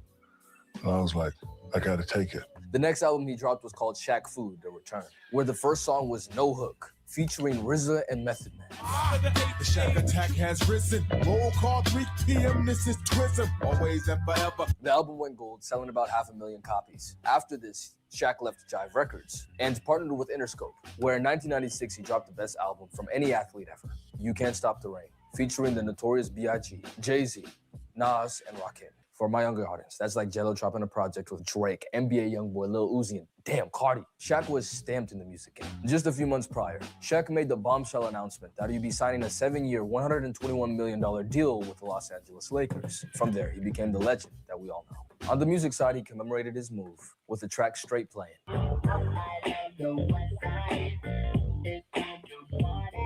Symbolizing the arrival of Shaq Diesel on the West Coast. Now, comparatively speaking, You Can't Stop the Rain didn't do that well, selling 200,000 copies. Shaq did one more album partnering with A&M Records in 1998, which featured Kobe Bryant in a song called 3 Times Dope. However, Kobe wasn't credited because of label issues or something like that. But it's out there. I'll play a snippet right now. I reach destinations with split-second acceleration in a capsule of time to witness your own evaporation. When Phil Jackson came into the picture, Shaq let rapping take a back seat. And during the three-peat run in LA, he didn't release anything, recording one album called Shaquille O'Neal Presents Super Friends Volume 1, which never released. He dropped one last track called Drop Another Day, number 34, which started a beef with T-Rex arm. After that, he never dropped a full rap project again. The year is now 2004, and the Los Angeles Lakers are losing their groove. They lost their first NBA Finals in the Kobe and Shaq era, and while their status was nothing but solidified, Shaq's time in LA was almost up. Around this time, Shaq created a new label with his cousin, Mark Stevens, a shrewd businessman who he regularly consulted with while he had Twism Records, which went under in 2001. This time, Shaq was looking to be the executive rather than the talent, and was looking for artists to partner with for his label. Now, enter Robert Ross, aka Stutterbox, due to his penchant for stuttering when he gets nervous or excited. He met Shaquille O'Neal at a party in LA in around 2003, and they became good friends. Stutterbox happened to know a lot of people around the music scene in LA. Shaq's new label, looking for new artists, commissioned Stutterbox to go and find new people for him, and he followed through, plus interest, it seems. Enough to where Shaq shouted him out in a 2006 remix of his song with the Notorious B.I.G. That's not all he shouted out, though. In fact, he had a lot of guys in a set to rap. Man, Money Marcus Bullet, Cousin Kenny is my gap, man. Dogg and Box got my back, man.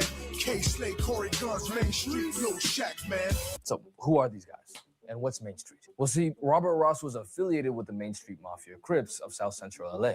This is where stuff gets sticky. While I've lived in South Central LA before, I have not had a singular gang interaction. Like, the closest I got, I went to a basketball court alone on the weekend, broad daylight. It's the middle of the day on a weekend, and there's no kids and no one around. I'm wondering what's going on. I see some gang tags, I put it together, and I get up out of there. I turn on the jets. I am not about that life. So I brought in someone who is. Lamonte Duse M Sims, an OG coming from the Fruittown Brims, a set of the Bloods in West South Central. He's worked with guys like YG and Ty Dolla $ign before, and featured on the viral Brim anthem, Hit Your Brimmin'. He's also the owner of the media outlet Active Chucks, where he's interviewed major LA players like Suge Knight, as well as our main man Robert Ross and Mark Stevens. Stutterbox is the nexus to this whole investigation. In late 2007, Ross formed a relationship with his neighbor Ray J, and was able to bring him on to Shaq and Mark Stevens' label, with the help of Death Row affiliate Cash Jones, aka WACK100. That'll be important. During the initial negotiations, Robert Ross and Mark Stevens agreed that Ross would make a percentage of royalties based off of whatever music that Ray J and the label put out together. But when they met in New York a few weeks later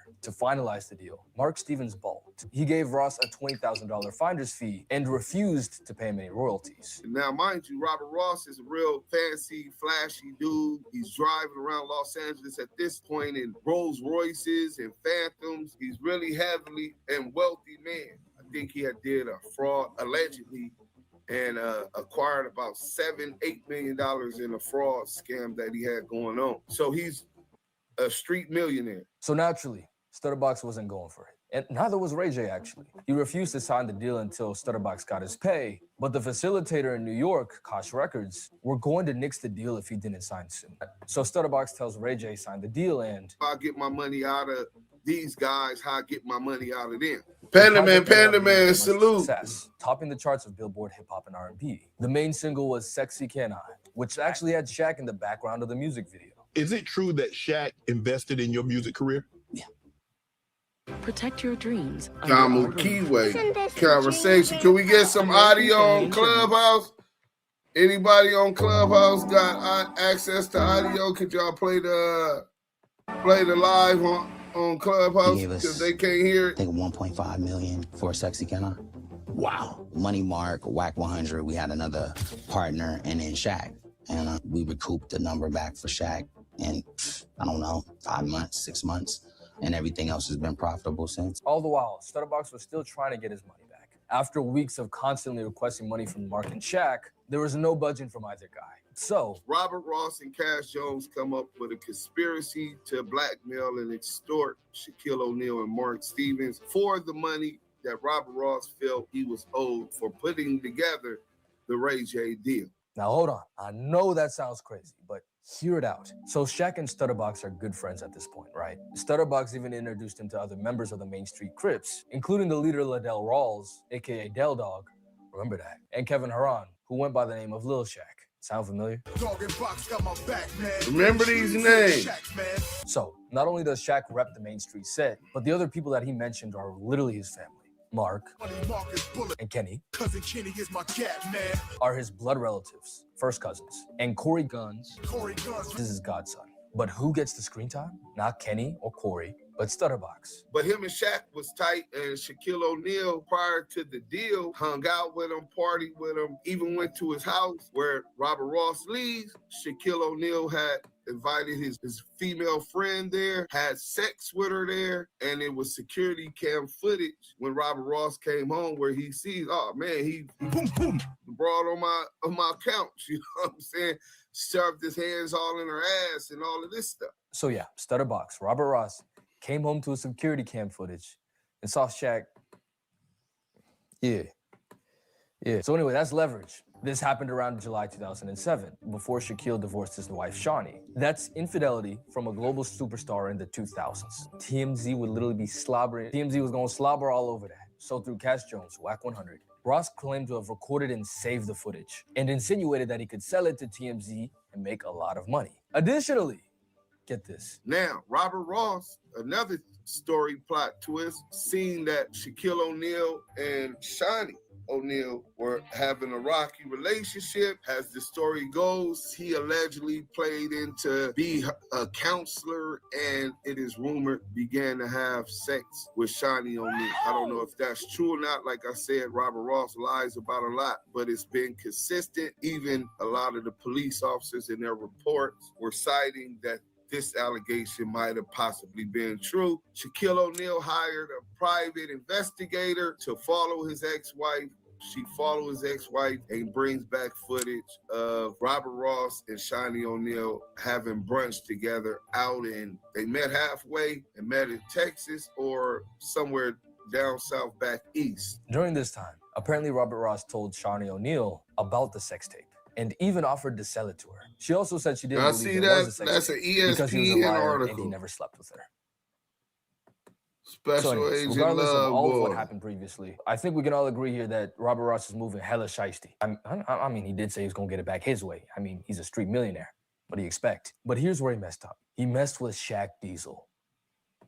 Hey, no glaze. One thing Shaq didn't play about back then was leaks. During Kobe Bryant's deposition in his 2004 Colorado case, he name-dropped Shaq to the people who were interviewing him, claiming that Shaq would not pay his woman to say anything and that he's already paid up to $1 million for stuff like this. Now, listen, I'm not gonna choose a side for you guys, but the alleged victim, 3 days before she charged Kobe, bragged about being with him 5 people. She'd apparently tried to get with Eminem, and her friend described her as having a celebrity addiction. At least from Kobe's point of view, this was just infidelity. And when Shaq did it, he married Shawnee in 2002, he made sure to cover his tracks. Now here goes one of his business partners, who, by the way, had a track of criminal activity, and Shaq was claiming to want to reform him, but he'd also been dropping Shaq's name to police officers. So this is the guy who's trying to throw all of that now down the drain. Shaq wasn't going. Enter Dogg, the leader of the Main Street Mafia Crips, and one of the most famous men of South Central LA. You had to hear about Dogg. He was like God. Christ the Street Apostle. Dogg was the founder of 4 Life Records and the 4 Life Mafia Car Club, the latter of which became the predecessor for an entire car subculture in Japan. He was also tight with Steve Harvey and Ice Cube, both of whom starred in a documentary funded by Shaquille O'Neal. Seen as nearly a biblical figure in his hood, he organized toy and food drives every Thanksgiving, Christmas, and summer, with Shaq even pulling up sometimes. Additionally, he was a devout follower of Christ in his later years, of which he did his best to spread the good word around his hood. Like one of his members said, "We was cripping for the street, now we cripping for Christ." But like every person in power, there are two sides to the coin. He's like a legend in Los Angeles. Some people even call him the king of Los Angeles. If you listen to most people, he was like a ghetto Robin Hood, right? Necessary evils. Necessary evils. Lord, I cannot kill all these niggas hating on me, man. That's what I said to God. I said, I cannot kill all these niggas that's hating, man. 2 weeks later, Robert Ross, Stutterbox, was at the Pink Dot in West Hollywood when he encountered some of his old partners from the Main Street Crips. They blocked his car from leaving and told him that Dogg wanted to see him. They forced him at gunpoint to drive his Rolls Royce back to South Central LA, where they dropped him off in front of a member's house, where Liddell Rawls, Del Dogg, was waiting. Per Ross's account, Dogg and some other guys started jumping him, pistol whipping and all of this stuff for about an hour. They then took him to a studio in the back of the house, where they beat him some more, took his diamond necklace, his diamond earrings, Rolex watch, and $15,000 in cash. While saying, Mark and Shaq know who the real boss is now. Del Dogg then demanded the tape and $100,000, to which Stutterbox replied, his mom and sister needed to see him soon or else they would get suspicious. But he'd be able to get $60K and the tape in just a few hours. Del Dogg then handed him his keys for his house and his car. Salute, CJ. This is where our story gets even juicier. Robert Ross, up to this point, had been working with the police. He was working with Detective Darren Dupree and Greg Caden, which was a joint task force. They were both LAPD officers, primarily focused on the Tupac and Biggie murder investigation.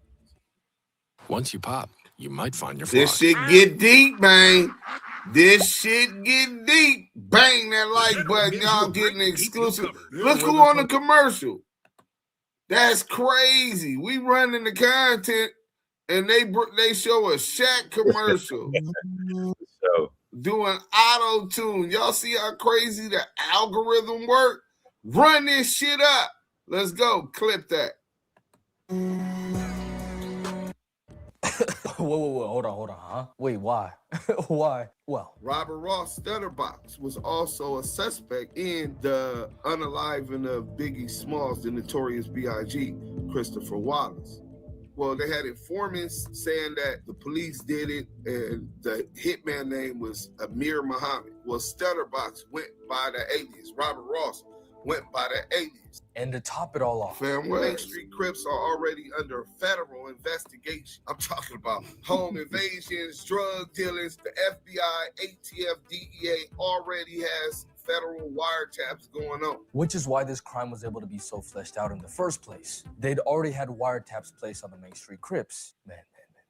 Listen, we talking about Biggie and Tupac on an NBA channel. Bro, like and subscribe, man. Who's really doing this? Back to box. He leaves, jumps in his Rolls Royce. He calls his handler, Darren Dupree, and Darren Dupree tells him to walk and report the kidnapping and robbery at the local police station, which he did. Now, Robert Ross's informant situation and motives are still murky, but what is known is that instead of going home and receiving the tape and the $60,000, he went to the LAPD's 77th Division station, beaten and bloodied, and told the officers about what had just happened, and implicated Liddell Rawls, Shaquille O'Neal, and Mark Stevens. Now, was there any evidence other than hearsay to prove that Shaq and Mark Stevens put a hit out on Robert Ross? No, not really. But remember the wiretaps. The LAPD found that around the time that Robert Ross was kidnapped, a flurry of calls was exchanged between Mark Stevens and Liddell Rawls. Now, I just finished up The Wire season 1, and bro, when I read that, I said, bro, literally bar for bar, man, I was shocked. So, there's strong evidence that Money Mark called Del Dogg to handle Stutterbox, something Greg Cady, the officer that worked with Stutterbox and the handler of the Tupac and Biggie cases, also corroborated. Shaq's like, man, this clown's trying to extort money from me, blah, blah, blah. He tells Mark. Well, Mark reaches out to Del Dogg and says, man, you gotta square your guy away. Can you deal with Stutterbox? Tell him to knock this shit off. So Del Dogg and the Main Street Crips go and they discipline and threaten Stutterbox. But Ross didn't press charges right away. Sometime after the kidnapping, he was incarcerated again, which led to a delay for almost 3 years. Then, in the summer of 2011, he officially filed a civil complaint accusing Shaq, Mark Stevens, Del Dogg, and 7 other Main Street Crip members of kidnapping, assault and battery, and robbery. From there, the case was picked up from all the major news outlets, with bombastic headlines like Shaq Attack and the like. But then, after the preliminary hearing, the case was inexplicably dropped. Why? Well, apparently, Robert Ross perjured himself in court. He lied on the stand. WACK100, his former partner, and in on that first Ray J deal, claims to know why. To help a certain individual out, I called my attorney, had the attorney put Greg Kane and Mark Stevens together. They put that together to ask Box on. Now that's the key part. And I hope that don't go over y'all head. WACK100 went on bond first claiming that he put his Mark Stevens' lawyer with Greg Caden so they could ask these certain questions. But Money Mark Stevens is saying, man, that nigga was the rat. What do you got to do with this case? How is you jumping on these people's case and saying you got nothing to do with it, but at the same time talking about you orchestrated the whole thing? Because the feds owed you one. Don't stand it. You're going to pull the paperwork. Have you ever been a confidential informant to work for the LAPD, the FBI as a known snitch? He lied on the oath and said no. Greg Kane takes a stance, provides a document that this dude is in fact one of our informants, this, that. At that point, the judge looks at it. He perjured himself. Therefore, any allegations or any claims he's bringing on anybody is non and void. They dropped the charges on these 7 Crips and let them go. So in a sense, this power roof freed the Crips. Now, time for another plot twist. WACK100 was also allegedly an FBI informant at the time, but this time for Death Row Records in regarding the Biggie Smalls case. What's going on, bro? Lamonte, who's actually got beef right now with WACK100, broke it down for me. Buckle up. So, for context, after the death of Biggie Smalls, there were allegations that the LAPD was involved in the murder. And not only that, but they hid their involvement in the preceding trials. Biggie's family then filed a wrongful death lawsuit against the LAPD in the city of LA, demanding over $400 million. Detective Greg Caden, he helped federalize that Main Street case, but that wasn't his case. He's running the Biggie murder investigation and the Tupac Death Row Suge stuff. So that's his priority. There's a $400 million lawsuit against the LAPD and the city of Los Angeles, which would have bankrupt Greg Caden and Darren Dupree. The task force was created to bring up a different theory that didn't implicate any police officers in participating or assisting in the unaliving of Biggie Smalls, the notorious Big. That's his only focus, to bring up a theory so that they could get off this $400 million lawsuit. If Detective Coet would have spoke up on the stand, or Detective Fournier, they could have asked them about everybody who was on this investigation, including the informant. Informants being confidential source 2 back. Now, who is CS2 back? Well, according to Lamonte's findings, that is WACK100 Cash Jones, who's listed in the investigations while Dogg was speaking with Mark Stevens. Through Mark Stevens, who is now Cash Jones's employer at Deja 34 Records thanks to the Ray J deal, he wanted to convey the information that Stutterbox had gone sour. Dogg declines. The police investigation referred to him as CS2, confidential source 2, and Mark Stevens confirmed his identity later on. The priority being the case of the notorious B.I.G. and Jones's ability to be able to point out the culprit as being Wardell Fouts, aka Poochie, as a plausible story. If the police officers working on the Stutterbox case were to testify, they were liable to exposing Cash Jones's relationship with the police due to him being involved tangentially, and thus rupturing the relationship needed to have a working theory to save the city of LA and the LAPD $400 million. So they left their lower-ranking informant out to dry, and the case was dropped. But hey, that's just a theory, a gang theory. That was poor. That was poor. Thanks for watching. My bad.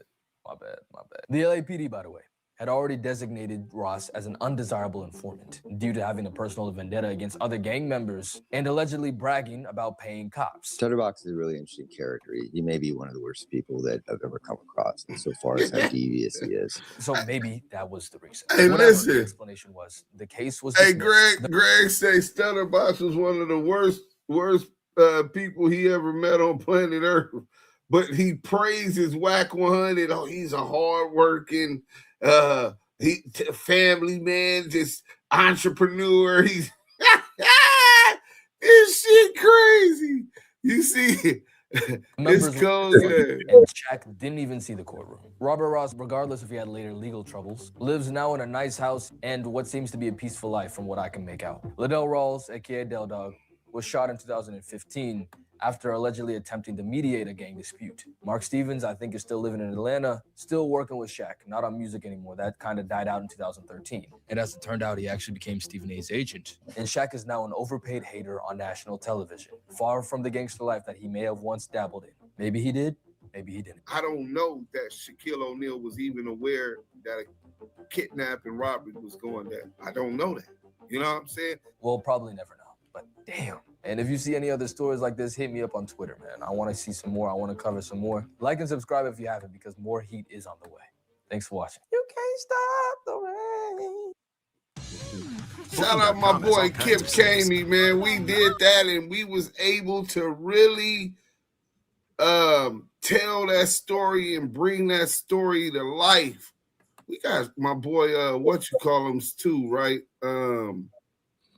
My boy, Certified Street News, but we'll go out with that one. Now we're gonna go out with the other one. Let's see what the good people said. The good people interactive in the chat, man. Make sure he was compromised. CJ up off the east side, him and Spider compromised and tug of warring over Reggie Wright Jr.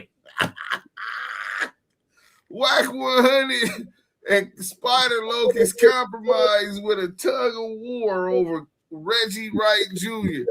Oh, Veggie wrong. I had nothing to do with the Main Street case, but I got them free.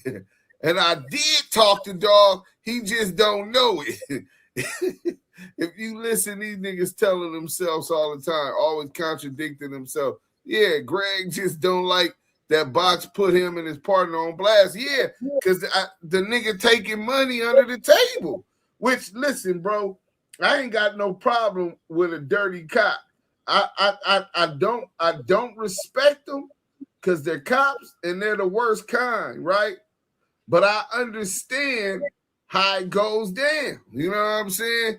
So once Stutterbox put that on there that he had a police in his pocket, Darren Dupree, allegedly, nigga, they put that nigga ass in jail. You know what I'm saying? But look, let's get to this work, though. Y'all was talking about Big Herb. He in the work. You know what I'm saying? Who else y'all was talking about? Some of the main streets. Y'all see this? Active victim witnesses interview. January 12, 2009. Sheriff's Department supplementary report. File number.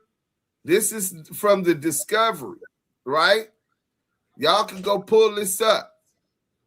Go to Superior Court and pull this up. Matter of fact, I could get it the whole 400 pages for $60, and I'm gonna get it. Robert Ross, February 11th. Robert Ross is the victim. Stutterbox was the victim. People like to say he was the snitch. Well, because he was a gang member that some gangster shit happened told, he is a snitch, but he was the victim, the actual victim. So he's not no CS. You know what I'm saying? He's openly cooperating with law enforcement. So you got to be able to differentiate from the title tellers. You know what I'm saying? There's different levels of title telling, you know. Defended 211 8 Monday at 0000 hours. The address where he was kidnapped. Then you got Liddell Rawls, right? And you got his birthday. I don't know Del Dogg's birthday. Rest in peace. I didn't know him. I knew of him. Obviously, I'm from LA. And he had his whole crew on. Niggas called him the King of LA because he was, see, a nigga could be shining, and if I see him in a Rolls Phantom, a Wraith, if I see a nigga in a Wraith and his homies pull up and them niggas is in cutlasses and Elcos, I'll be like, damn, them niggas is getting money, but damn, this nigga got the, damn, you nigga, you's a selfish nigga. I want my nigga, when they see me and my niggas, we all shine. That's just the type of nigga I am. And I watched Dogg do that, bro.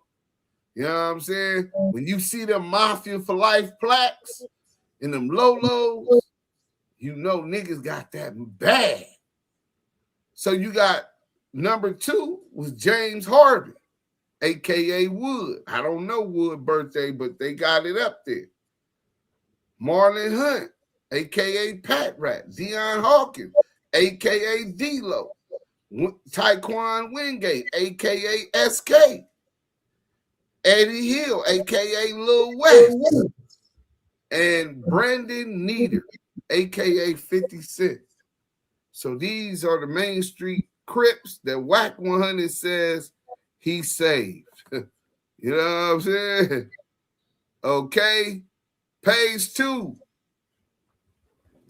On February 10th, 2008, victim Robert Ross was kidnapped from the parking lot of the Pink Dot, a business located on Sunset Boulevard in the city of West Hollywood.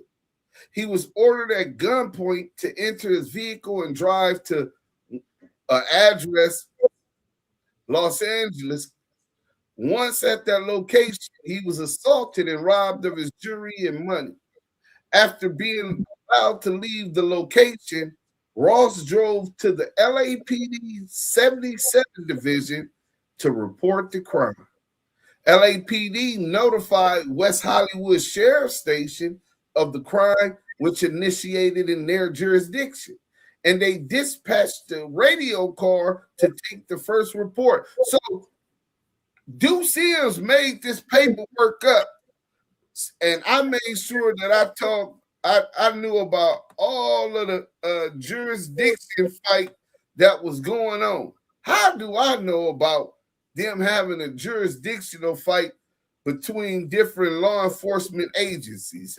I'm not the police. I wasn't involved in the investigation. But if you listen to them, Duse M made this paperwork up.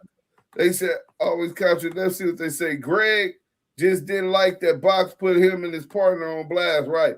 Him and Wack are good friends like Spidey and Reg.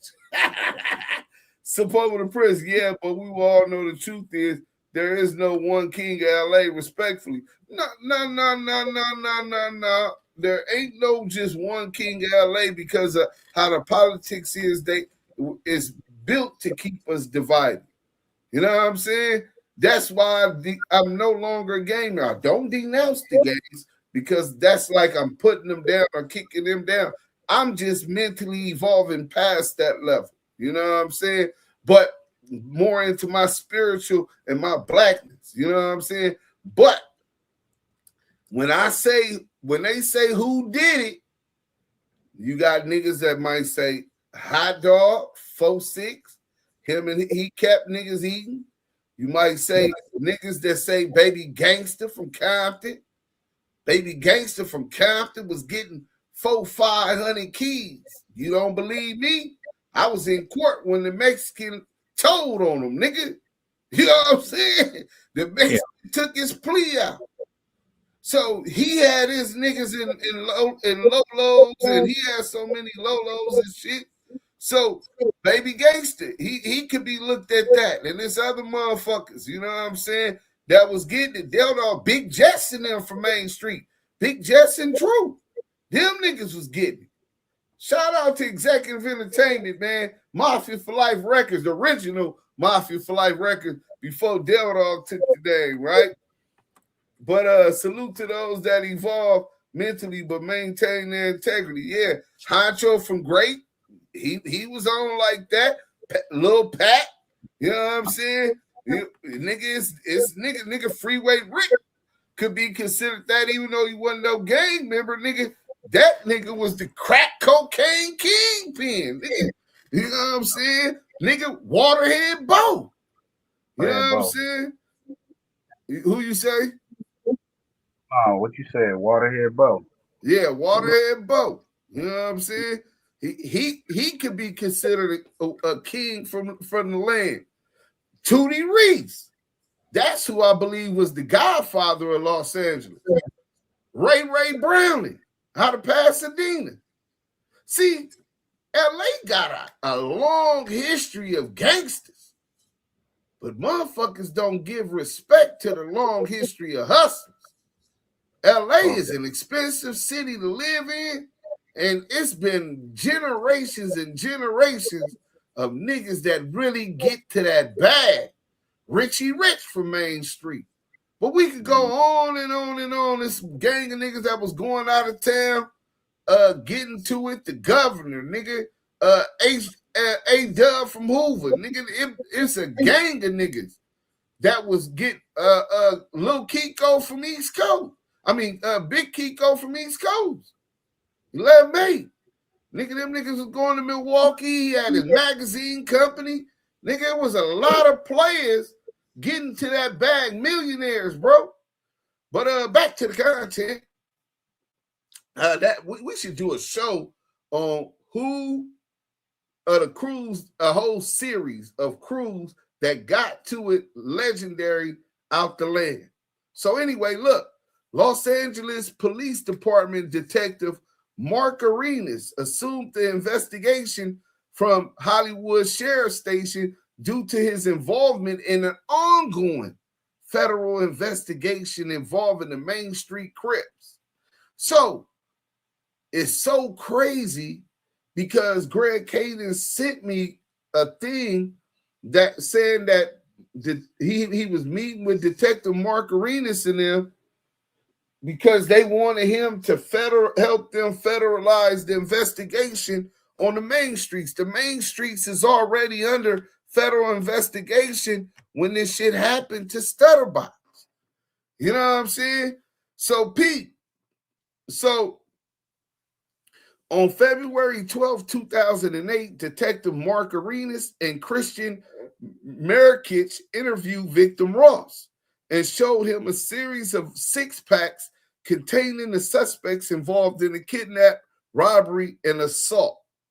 The following suspects were positively identified by victim Ross: James Harbin, male black, and his birthday, a.k.a. Wood; Deion Hawkins, male black, a.k.a. D-Lo; Eddie Hill, a.k.a. Lil West. I think Lil West is Stutterbox's cousin or something. I think they related, bro. And Taekwon Wingate, a.k.a. SK. A single photograph of Liddell Rawls, male black, a.k.a. Dale Dog, was shown to victim Ross, which he also positively identified. It should be noted that victim Ross grew up with all of the suspects and has known them for years. After the 6-packs were shown, the case was reassigned to Los Angeles County Sheriff Department Major Crimes Bureau Detective Marcelo Quintero, right? The investigation was delayed due to the ongoing federal investigation and wiretap case involving several of the suspects involved in the kidnap robbery. So now they done delayed, the LAPD done delayed the Main Street investigation and wiretap because of this ongoing wiretap case related to Stutterbox, Dale Dog, and the alleged kidnapping and robbery of Stutterbox. On July 16, 2008, investigators Paul Fournier and Detective Michael Coet spoke with LAPD Detective Quintero regarding the above case. Investigators told Detective Quintero that they were assigned to a task force with Los Angeles Police Department, and they were involved in the Main Street Crip investigation. Investigators requested this case be reassigned to them, and their request was granted. So now, Detective Michael Coet and his partner, Paul Fournier, who was the lead of the case, right? They're working with Detective Greg Caden, Darren Dupree, the bad Creole bitch that Wack was talking about, and the rest of their crew, right? As the special task force, right? They got FBI agents, DEA agents. I think Greg Caden was a deputized DEA agent for this investigation, right? So after reviewing the case, investigators formulated a plan to speak with suspects involved with the kidnapping, robbery, and assault of victim Ross. The purpose of the plan was to stimulate conversation on the wiretap. So now y'all get to see how the feds get in, how these task forces get in. They come shake the trees after they got the wiretap ready, and they wait for you dumbass niggas to get on the phone and be Spooky Johnson talking about the crime. But now they don't even got to tap your phone. They wait for you dumbass niggas to jump on the internet and respond to WACK100. Investigators Paul Fournier and Michael Coet interviewed victim Robert Ross at the Los Angeles County Sheriff's Homicide Bureau. Investigators Fournier and Coet explained to Ross that they would now be handling his case and would like to obtain a detailed statement regarding the event. Oh, we finna get into it. So y'all do know who Detective Michael Coet is, right? Let me see if y'all know who Detective Michael, New Orleans, Michael Coet is. Hold on. Do anybody know? We got Belina in the chat. What up, Belina? Chicago and LA, a lot of things in common. All the ghettos in the U.S., but yeah, they're very, very close, especially because they both created structure. Wack called my phone bitching because I said he not from L.A. and can't speak for L.A. He ain't. Both cities long list of history. Yeah. Oh man, I know a couple players. Weasel Sims, Rufus Sims, the Four Corner Hustler, Chief. That nigga, multi-millionaire, he was doing it B.I.G. like the late Frank White. You know what I'm saying? Hold on. Let's get this going real quick. Because I want y'all to be sure that the players we talking about, y'all understand, because Wack brought Greg Caton to Clubhouse, introduced him as the lead detective in the investigation of Deja 34, the Main Streets, and all of that. And then Scandalous went and cleaned it up. Like, were you? And he was like, no, I'm not the lead. The lead was Paul Fournier and his partner, Detective Michael Coet. And we could play that later too. But just to prove that, because some of y'all might have missed that, right? But what we ain't gonna do is let y'all get up out of here like y'all don't, without knowing who Detective Michael Coet is. See, Detective Michael Coet is the first person who admitted that WACK100 was the only person arrested in this whole investigation. And that's huge, bro, because the police ain't gonna lie and say you were the only one arrested and you weren't arrested. So how come we can find no record of adult crime by Cash McElroy Jones? Cash McFuckboy Jones. Crater face. Crater face. Let's get to it. Listen to this. Call me. He talking to the police, talking about call me. Nasty word. On Shaq, he's completely right, because I was caught up in the middle of all that. When he spoke on Shaq, he was completely right, because I was caught up in all that. Listen, bro, he tell on himself. His conscience eating him up. Rat bastard. Let's go. Flame his ass up. Dude that spoke on Shaq, he's completely right, because I was caught up in the middle of all that. Gunshots.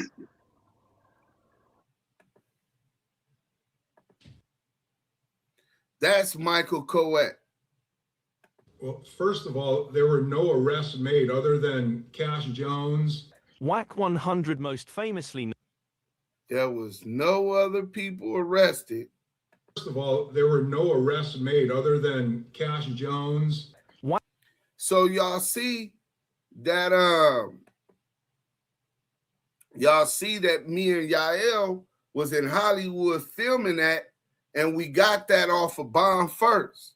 Well, as soon as they realized that we had it and we were showing the proof that the police is saying WACK100 was arrested, bond first took that video down. Well, they edit that part out of the video. That's when you know you got him. I talked to Dogg. You know what I'm saying? They own him. I see you, Eugene. Show some love and hit that motherfucking like button. Yeah, man, show some love and hit that like button. We're going to get back to the paperwork. But that was Detective Michael Coet. Him and his partner were the leads of the investigation into the Main Street Crips. Wack said he don't know the man. So this police is lying on him. This nigga Mark Stevens is lying on him, and he ain't sued neither one of them. But he gonna sue World Star. Ain't that a bitch? But let's go.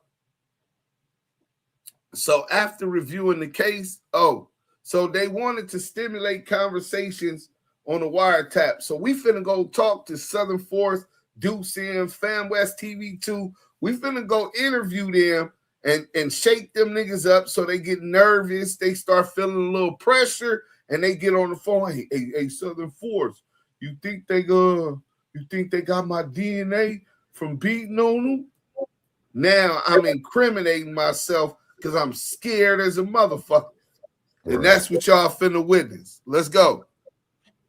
So investigators Paul Fournier and Michael Coet interviewed Robert Ross at the LAPD Sheriff Homicide Bureau. Boom. Page 3.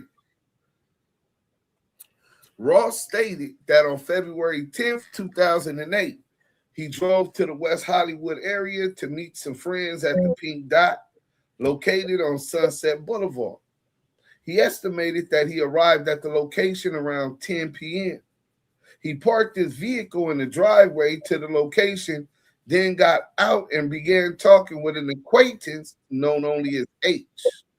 Approximately 10 to 20 minutes later, Ross recognized a member of the Main Street Crip gang known to him as Wood, real name James Harbin, pulled his truck up next to the location and stopped. Harbin exited the vehicle and walked across the street and began urinating in the bushes. Harbin got back into his truck, drove 1 block away, pulled over and stopped. Approximately 3 to 4 minutes later, 3 other vehicles pulled up next to Harbin. All the vehicles then made a U-turn and drove back to the Pink Dot.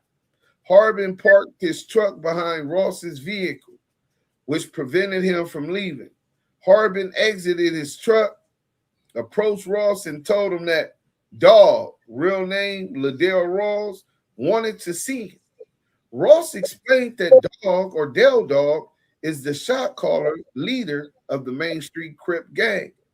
Harbin told Ross all the homies are strapped, meaning they all had guns on them. If we wanted to unalive you, we could unalive you. Ross recognized D-Lo, Pat Rat, and SK, all Main Street Crip gang members at the location. There were other younger members from the gang who he did not recognize. Ross conceded that they were all armed. Harbin called Rawls on his cell phone and told him, "We got him." Ross heard Rawls say, "If he tries to get away, y'all do him." Ross understood this to mean if he tries to escape, to kill him. If he tries to escape, to unalive him. Harbin handed Ross his phone and he spoke with Rawls, telling him that he didn't want to go back to the neighborhood because he was scared for his life. Rawls told him that he had no choice and said, "I knew I'd get you." He then told Ross, give the phone back to Harbin. Harbin told Ross to get inside his car and that he would ride with him back to the neighborhood. Wingate got in the back seat of Ross's vehicle. However, Harbin told him to get out and go back in the vehicle he came in. Ross drove the vehicle back towards the neighborhood as instructed, with Harbin riding in the passenger seat armed with a handgun. Dion Hawkins followed behind, driving Harbin's vehicle. Someone from the group drove Hawkins' black Yukon Denali pickup truck back to the neighborhood. 2 other vehicles described as blue Chevrolet Tahoes and a small car followed behind them. Once arriving in the neighborhood, Harbin told Ross to park in the driveway next door to Ross' house. This house belonged to a fellow Main Street Crip gang member named Big Herb. Ross was instructed to get out of his car. Harbin escorted Ross to Ross's house, where he was waited out front. Also at the location was Dion Hawkins, Marlon Hunt, and Ross's cousin, Eddie Hill, Lil West. So yeah, Eddie Hill, Lil West, is supposed to be his cousin. Rouse acknowledged, now mind you, all of this is Stutterbox's statement, right? To the sheriff, Paul Fournier and Michael Coet. Rouse acknowledged that Harbin and Hawkins, he acknowledged Harbin and Hawkins for their successful job. Harbin then left the location. Ross had Hawkins move Ross's car from Herb's driveway to the rear of Ross's house, where it could not be seen. Rouse, Hill, and Hunt then began striking Ross about his head and body with clenched fists. Rouse escorted Ross through a slide gate, loading up the entrance to his house. He told Hill and Hunt to remain out front and be a lookout. Ross estimated that he was on the front porch of the house for 1 hour. During this time, Rouse told him, "I've been waiting to get my hands on your ass." And he hit Ross over the head and in his face with a .45 caliber pistol. The force from being struck with the gun caused his bottom lip to split open and caused contusions to his head and body. After approximately 1 hour after arriving, Rouse escorted Ross to a converted music studio located in the rear of the house. Rouse struck Ross a few more times and then took his diamond necklace, a Rolex watch, and a pair of 1-carat diamond earrings from his person. Rouse also removed $15,000 cash from Ross's pocket. Ross explained that he had his money to purchase a vehicle the following day. During the assault, Ross told Ross, "Mark and Shaq know who the real boss is now," and said, "Why shouldn't I kill you right now?" Ross then demanded the videotape and $100,000. Oh, this is nasty work right here. This is nasty work. Ross explained that the kidnapping and assault was the result of a business deal gone bad and Shaquille O'Neal's belief that Ross had a sex tape of him, O'Neal, with a woman who was not his wife, and that Ross was having an affair with his wife, Shani. He said that at the end of 2007, he befriended a rap artist named Ray J. Ross negotiated with a music recording executive named Mark Stevens, whose business is located in Atlanta, Georgia. Stevens is partnered with NBA player Shaquille O'Neal, who founded the company. During the negotiations, Stevens agreed to pay a percentage from the profits to Ross if Ray J signed with Koch Entertainment, which is based in New York. In November 2007, Ross flew with Ray J to New York to meet with Allen and Koch at Mark Stevens regarding a recording contract. When he say Allen, they're talking about Allen Grumblock. You know what I'm saying? A few weeks later, Ross met with Stevens regarding his contract and the recording contract for Ray J. During this meeting, Stevens let Ross know that he would not be receiving any money for his involvement in the project, and that there was only one contract, and that was for Ray J. Ray J refused to sign the contract at that time, and the deal was held back for approximately 3 weeks. Ultimately, Ross convinced Ray J that he should sign anyway and that he would deal with his own contract issues later. During the next few weeks, Ross continued to request his money from Mark Stevens. Stevens made it clear he was to get nothing. Ross also talked to Shaquille O'Neal in hopes that he would agree to pay the money owed. During this period of time, O'Neal apparently was going through marital discord and had his wife followed by private investigators. O'Neal received photographs of his wife having lunch with Ross. He became angry and got a message to Ross that the business was done and to stay away from his wife. Page 5, right? Ross, who was still upset over the fact he was owed money, had a friend named Cash Jones deliver a message to Mark Stevens and Shaq O'Neal. Jones told them Ross had a videotape of O'Neal having sex with a woman inside of Ross's home in July 2007. So let's get this straight. This is Stutterbox's statement to the task force, to Detective Fournier and Detective Michael Coet. And he told on Wack. Because if Wack goes to Shaq and Mark Stevens and tells them, hey, look, man, this nigga Stutterbox got a tape. I got the tape. If he goes and tells Shaq and Mark Stevens about this sex tape and that MTV will pay a lot of money, then he's doing one overt act in furtherance of a conspiracy to blackmail and a conspiracy to extort Shaquille O'Neal and Money Mark Stevens, right? So Stevens, who had been to Ross's home, knew that he had surveillance cameras throughout his home and that O'Neal had, in fact, been there. Ross told investigators Fournier and Coet that he viewed the surveillance footage from the surveillance system monitor. However, he never downloaded it to a tape.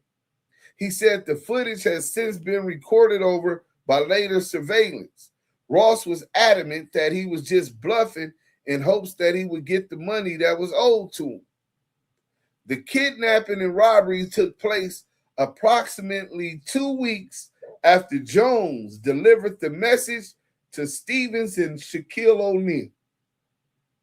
I'm going to stop right there because just that statement right there, I want to hear Southern Force and Fam West react to that. Can you hear me? Yes, sir. All right.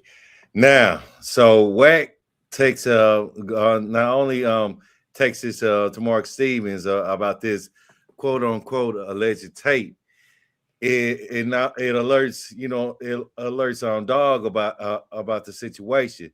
Now, if Wack never took that damn tape there, it would never came to Stutterbox like it did, and I don't think too much it would have happened the way it happened with him running to the police.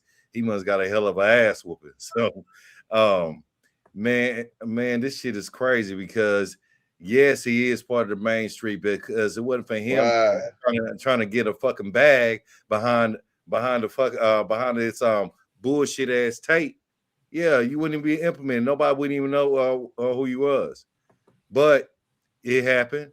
You involved, and I think you did more than just had that tape allegation. Like I said, I think it was a charge on Wack and those informants joined together. I'm just Fam West. Fam West. Can you hear me? Can you hear me? Yes, sir. Yes, sir.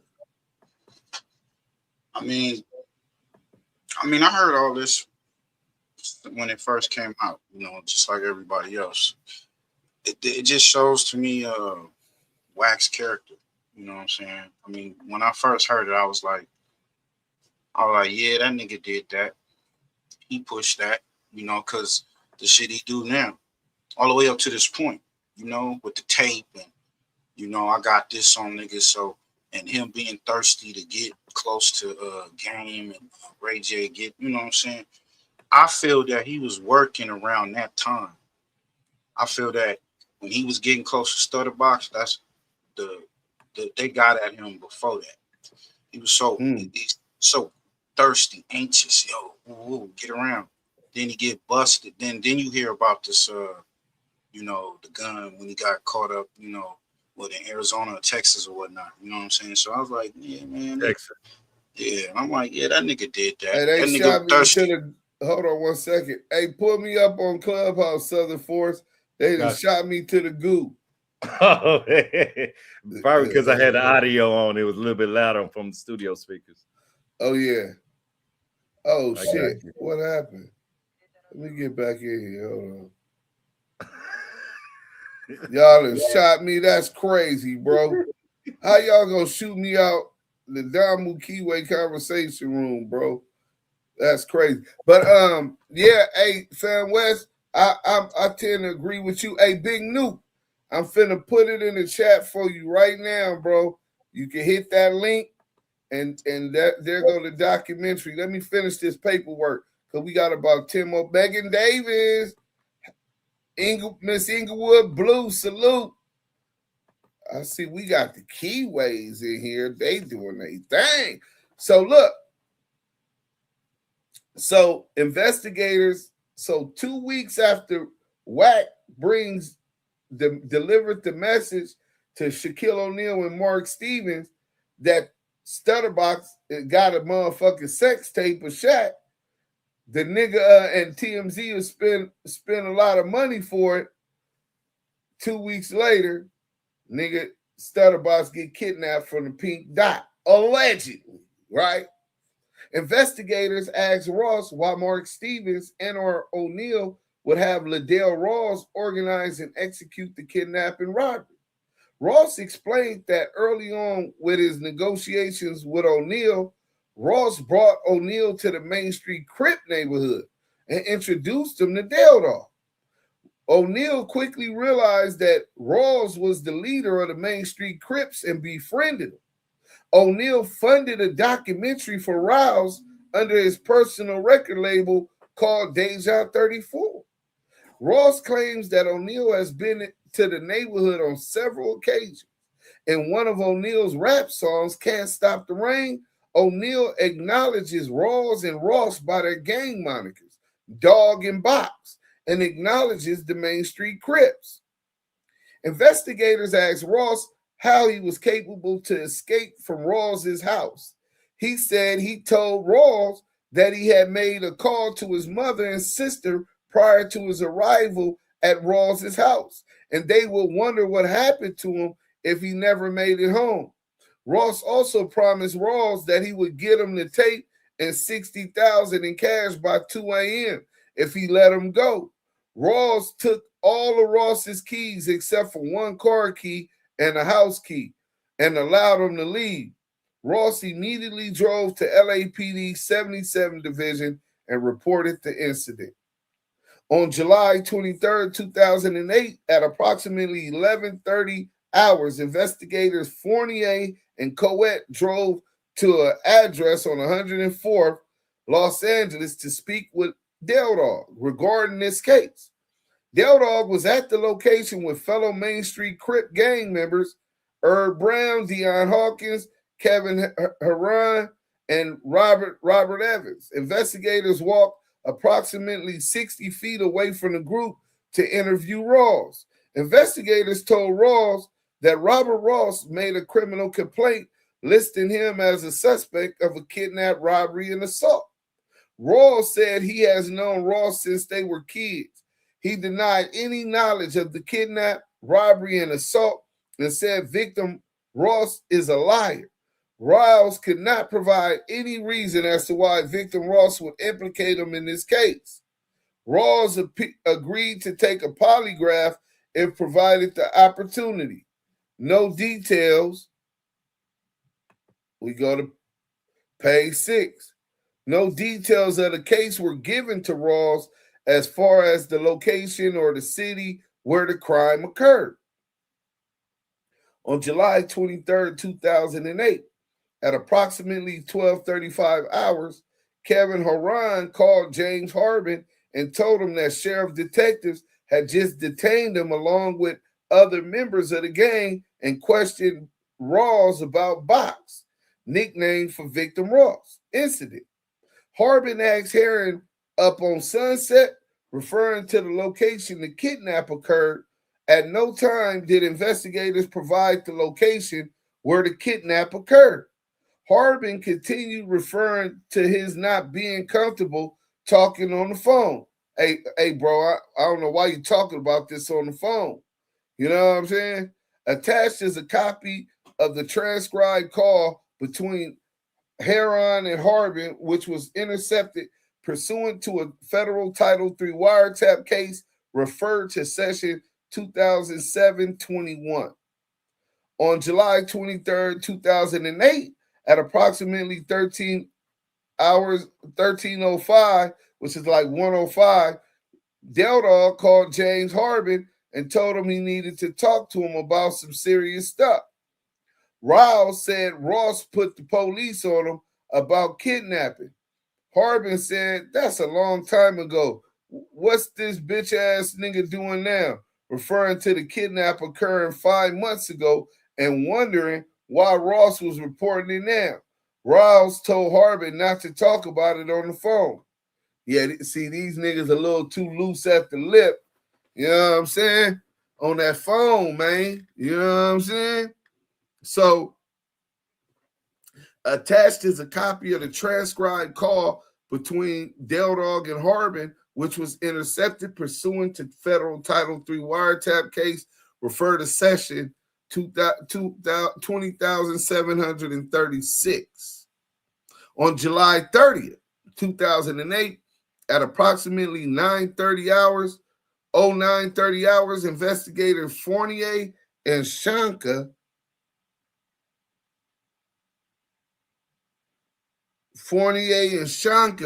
okay, I got that. Lou from the Lou. Salute. Thanks for the $10 cash app. Everything donated to the Damu Kiwe Conversation is appreciated. Shanka spoke with James Harbin on Broadway Avenue in Los Angeles. They told Harbin that Robert Ross made a police report listing him as a suspect of a kidnap, robbery, and assault. The information given to Harbin was that it occurred on February 10th into the 11th of 2008, the night of the Grammy Awards. Investigators told Harbin that Ross accused him of ordering him into Ross's vehicle at gunpoint and driving him back to Main Street Crip gang neighborhood. At no time did investigators indicate the location, Hollywood, where the kidnap occurred. Harbin denied any involvement or knowledge regarding the kidnapping of Ross. Investigators asked Harbin if he would be willing to submit to a polygraph examination. He said we should get Ross to submit because he lies. Investigators then asked Harbin if he would voluntarily submit to a DNA sample. He refused. On July 30th, 2008, at approximately 09:58 hours, James Harbin called Liddell Ross. So the same day, as soon as they let him go at 09:30 hours, not even 20 minutes later, this nigga calls Dogg to tell him about being questioned regarding the Robert Ross kidnapping. During their conversation, Harbin told Ross that bitch went to the police, referring to Ross making a police report. Ross tried to assure Harbin that the police couldn't close their case until they talked to everyone that Ross said was involved. He went on to say that the police were just trying to catch someone saying something different from the rest. Harbin told Ross, I said I was staying at the homie's house that day. There can't be no different. Yeah, this is way too much, bro. There can't be no different shit.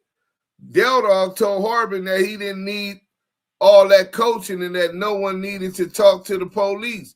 Either they were going to arrest you or they were not. Yeah, nigga, we don't need no motherfucking coaching, nigga.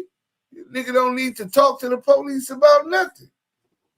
They gonna lock us up or they not, nigga. That part. Later, during the conversation, Harbin told Dogg that the police tried to get him to submit to a DNA sample. Riles responded by saying he thought the police were just using different tactics. He said if they wanted to do that, cuz I feel like if the nigga was bloody and blood from a nigga got on that nigga, believe me, they would have done that shit as soon as they seen me. Although attempting to talk in code, Rawls was referring to his belief that the police would have asked him for DNA when interviewed on July 23rd because of Ross's blood transference onto Rose during the assault. Attached is a copy of the transcribed call between Harbin and Dogg, which was intercepted pursuant to federal Title III wiretap case. Refer to session 16938. On July 31st, 2008, at approximately 0008 hours, James Harbin received a call from fellow Main Street Crip gang member, aka 50 Cent. During the call, Harbin asked 50 Cent if he was out there that night with them. Harbin referred to the night as that shit that happened on Sunset with that nigga Box. 50 Cent agreed, saying, yeah, cuz I was with you. Harbin told Nieder, you was with me, cuz? That bitch ass nigga, we found that nigga. Nieder again agreed, saying it was Mo and you, cuz. Harbin told Nieder about his being questioned earlier in the day by the sheriff. Harbin said Ross made a report but didn't press charges because if he had, they would be gone. Harbin expressed concern that the police knew everything regarding the kidnapping and was surprised the police hadn't gone over to the location where Nieder was staying to question him. Attached is a copy of the transcribed call between Harbin and Nieder, which was intercepted pursuant to Title III wiretap case. Refer to session 22-384. On July 31st, 2008, at approximately 17:25 hours, James Harbin received a phone call from fellow Main Street Crip gang member Shaq. Harbin told Heron that Ross went straight to the police to report the kidnap, robbery, and assault. Heron made a comparison between victim Ross and a scared little dog in a corner, saying he is biting back. Harbin agreed, saying he started biting back. You got him all cornered up. That was the last straw, taking all that bread in his jury and beating him up. Attached is a copy of the transcripts on these niggas that all implicated themselves. You know what I'm saying? Put themselves at the crime scene. You got this nigga talking about that. The last straw, they shouldn't have took all his bread in his jury and beating him up. You know what I'm saying? Attached is a copy of the transcribed call between Harbin and Heron, which was intercepted pursuant to a federal Title III wiretap case. Refer to sessions 22-572. On August 1st, 2008, at approximately 0912 hours, James Harbin received a phone call from Liddell Rawls. Rawls wanted to know who said something to Pat Rat, Marlon Hunt, about Ross' incident. Harbin said, shit, he was there. Rawls responded saying, I mean, he was there, but I mean, he wasn't there when they swooped on us. Rawls was referring to Hunt being present during the assault, robbery, and kidnap, not when investigators Fournier and Coet detained Rawls for questioning. Harbin said Hunt asked him last night what was going on. Harbin assumed Hunt heard about the investigators questioning Rawls, then Harbin became concerned for himself regarding his involvement. Harbin told Hunt if the sheriffs do come question him, he should wash his ass He should watch his ass and know what to say to him. Harbin told Lil West the same thing. Ross told Harbin that Hunt should not be walking up to people and talking about the incident and should just keep his mouth closed. Ross said Hunt talked to Deion Hawkins, and although Hawkins know what's going on, he shouldn't be saying anything. Ross said that's how niggas fuck up right there when they start running their mouths. You know what I'm saying? So Del Dog is saying you niggas is talking too much. You know what I'm saying? Bro, on the phone is crazy right now. Yeah, they laid that shit up. It's crazy. They ain't practicing no on that though. But this fake paperwork Duse M made up. You know what I'm saying? No, you can't make this shit up. You can't make this up. So, good, Deuce. What you talking about, man? Yeah, I did good. Magnifying glass and everything. You need to be a writer for a movie shit if you're gonna do all this. It's a hell of a movie, nigga.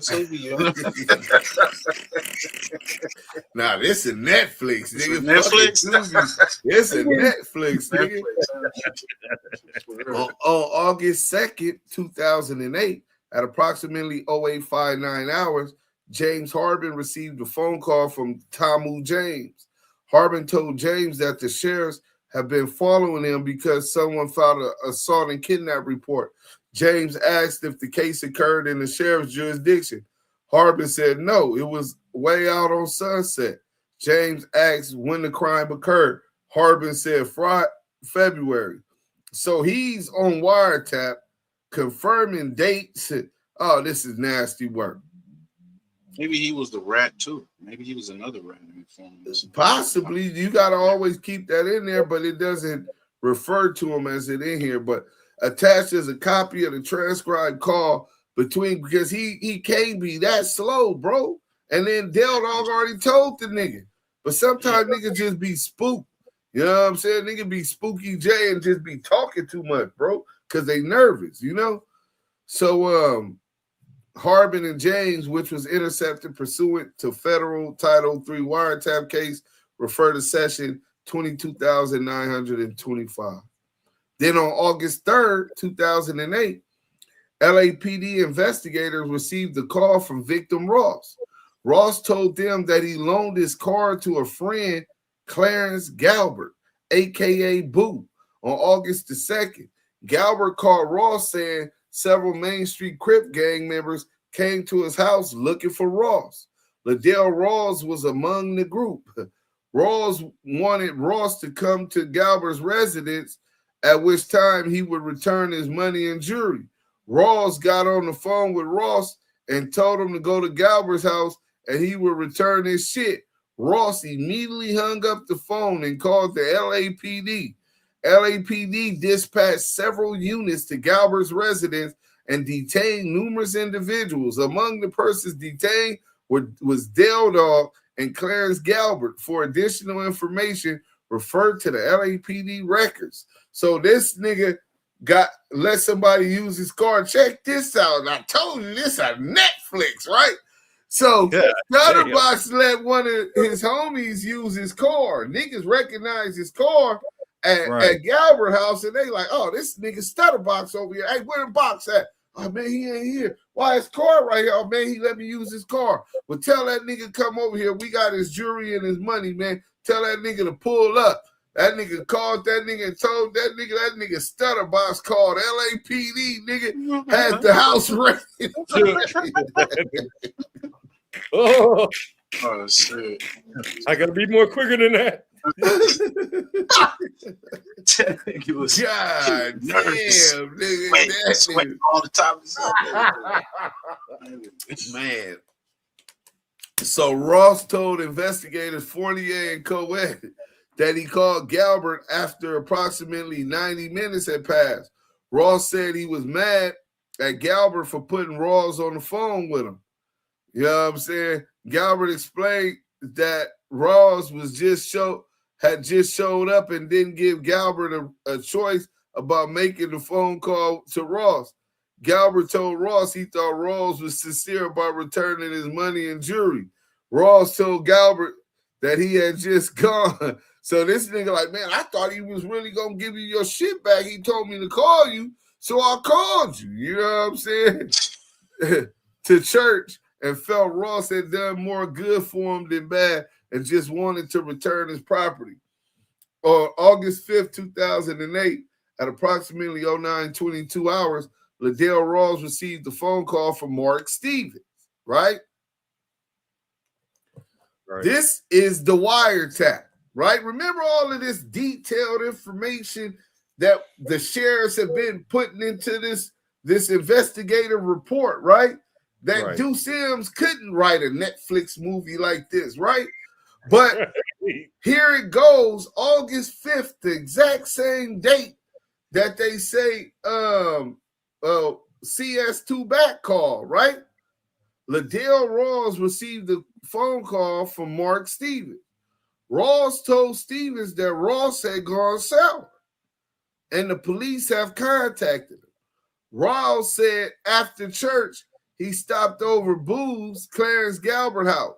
Ross told Galbert to get Ross on the phone. Ross told Stevens that Ross was scared to get on the phone. While talking with Ross, a police helicopter and police cars arrived. Attached is a copy of the transcribed call between Ross and Stevens, which was intercepted pursuant to federal Title III wiretap case referred to section 18202. So hold on. This wiretap, they summarized the wiretap, right?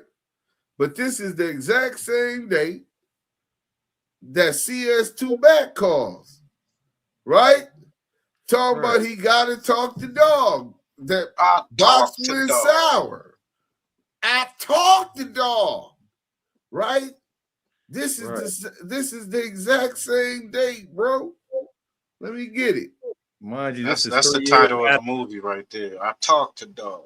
And there's only one difference on the on the actual wiretap where they talk about back and the Wack boy and all that shit.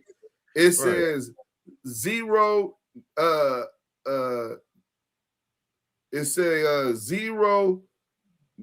09:22 hours, and on here it says 09:22 hours and 38 seconds to 09:29 minutes and 39 seconds. So they have the actual seconds included on the actual wiretap than in the investigative report. So it's very precise. So this phone call did happen between Mark Stevens and Dogg, and during that phone call, the paperwork we read about that phone call included CS2 back.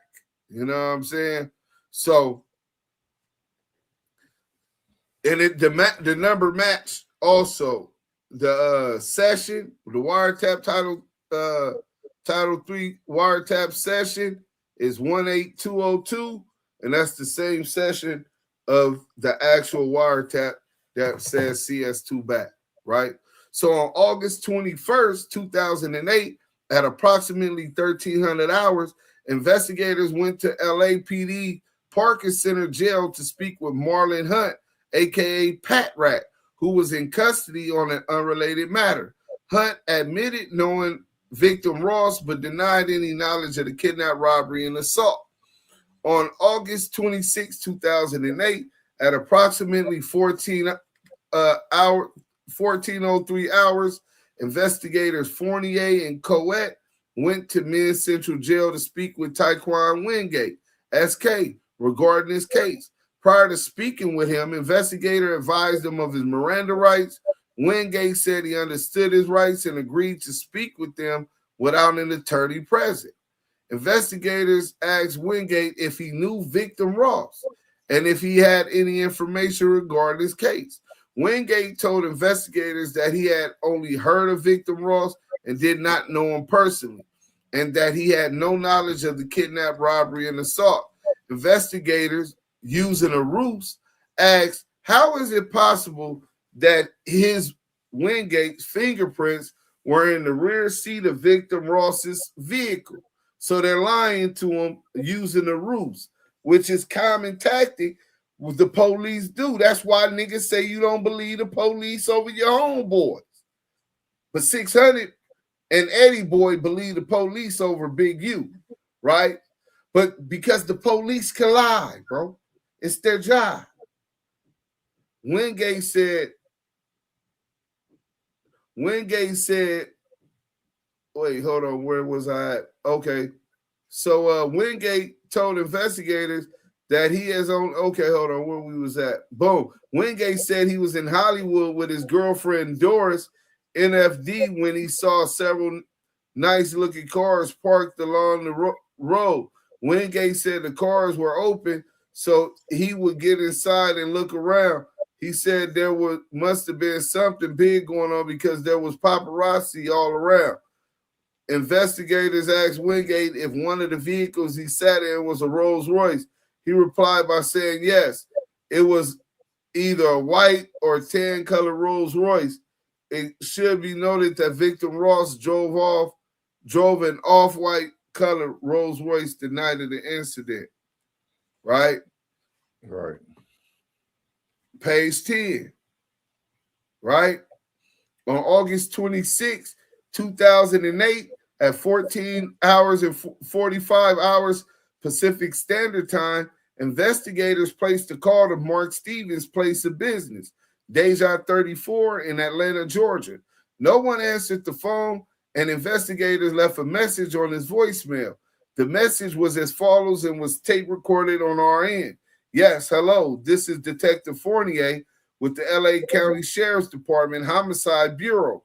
This call is from Mark Stevens. Mr. Stevens, if you could return my call, I am investigating a robbery kidnap that occurred back in February of this year, 2008. Your name came up. I have some questions. You can reach me at 323, and he put the number out there. On September 9th, 2008, at approximately 11:45 hours, investigators spoke with Los Angeles police officers Obed Eves and Matthew Casalaccio via telephone. Both officers were working the desk at 77 Division on February 10th, 2008, and remember victim Ross coming into the station to report the kidnapping, robbery, and assault. The officer said victim Ross's face was cut and bleeding, and his clothes were bloody. They said victim Ross told them the crime occurred at 104th Street and Main Street in Los Angeles. The officer said they called Southeast Division and had a patrol vehicle dispatched to take a crime report. On September 11, 2008, at approximately 1300 hours, investigators interviewed Ray J. Norwood. I thought only the Crips got investigated. I thought Wack said, I ain't from Main Street. This was Crip on Crip. It ain't had nothing to do with me. Ain't Ray J a Pyru though? So they didn't just interview Pyrus. You know what I mean? Crips, they interviewed a couple Pyrus. So where Wack statement at? Anyway, Norwood is the rapper who victim Ross introduced to Mark Stevens to facilitate a recording contract with Koch Entertainment in New York. Norwood told investigators that he and Ross are neighbors and became friends. He learned that Ross had connections in the music industry and inquired about making a contact regarding a record deal. Ross introduced Norwood to Mark Stevens, the co-owner of Deja 34 record label based in Atlanta, Georgia. In November 2007, Ross traveled with Norwood to New York to meet with Mark Stevens at Koch Entertainment. Stevens made it clear that Ross would receive his fair cut, a percentage from sales, if Norwood was to sign with Koch Entertainment. After weeks passed, Ross learned that he would not be compensated for his involvement in the signing of Norwood. Koch Entertainment became impatient and threatened to call the deal off. Ross told Norwood to go ahead and sign the contract and that he would deal with his own issues with Stevens. It was Norwood's belief that Ross was not treated fairly and should have been compensated for his role in the project, especially after Stevens told him he would be compensated. Norwood told investigators that he acknowledged Ross on his latest album cover by writing "Box.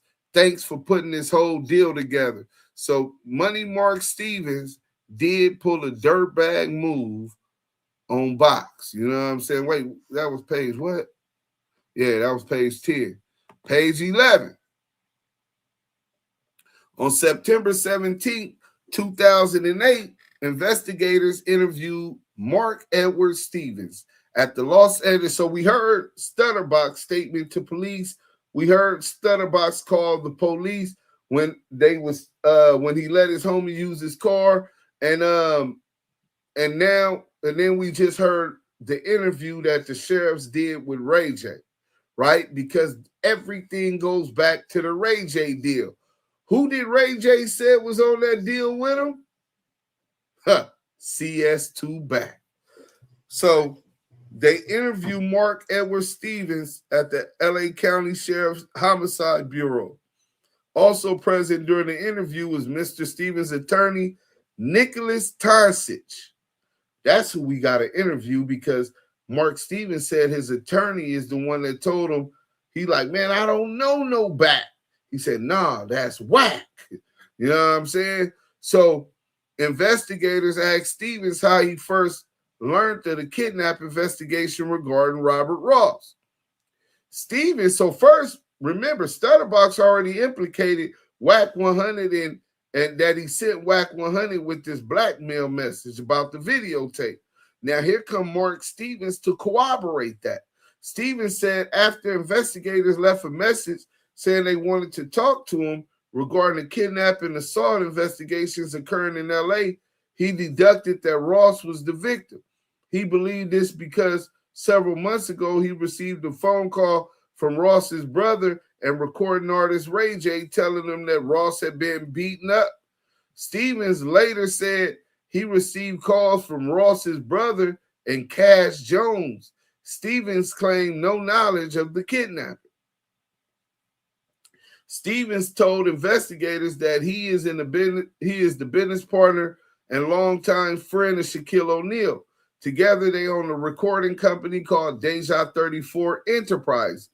They have known Robert Ross for the past 4 to 5 years. Ross was well known in the LA area and knew a lot of recording artists. When artists would be looking for a recording contract, they would contact Ross, who would broker the deal.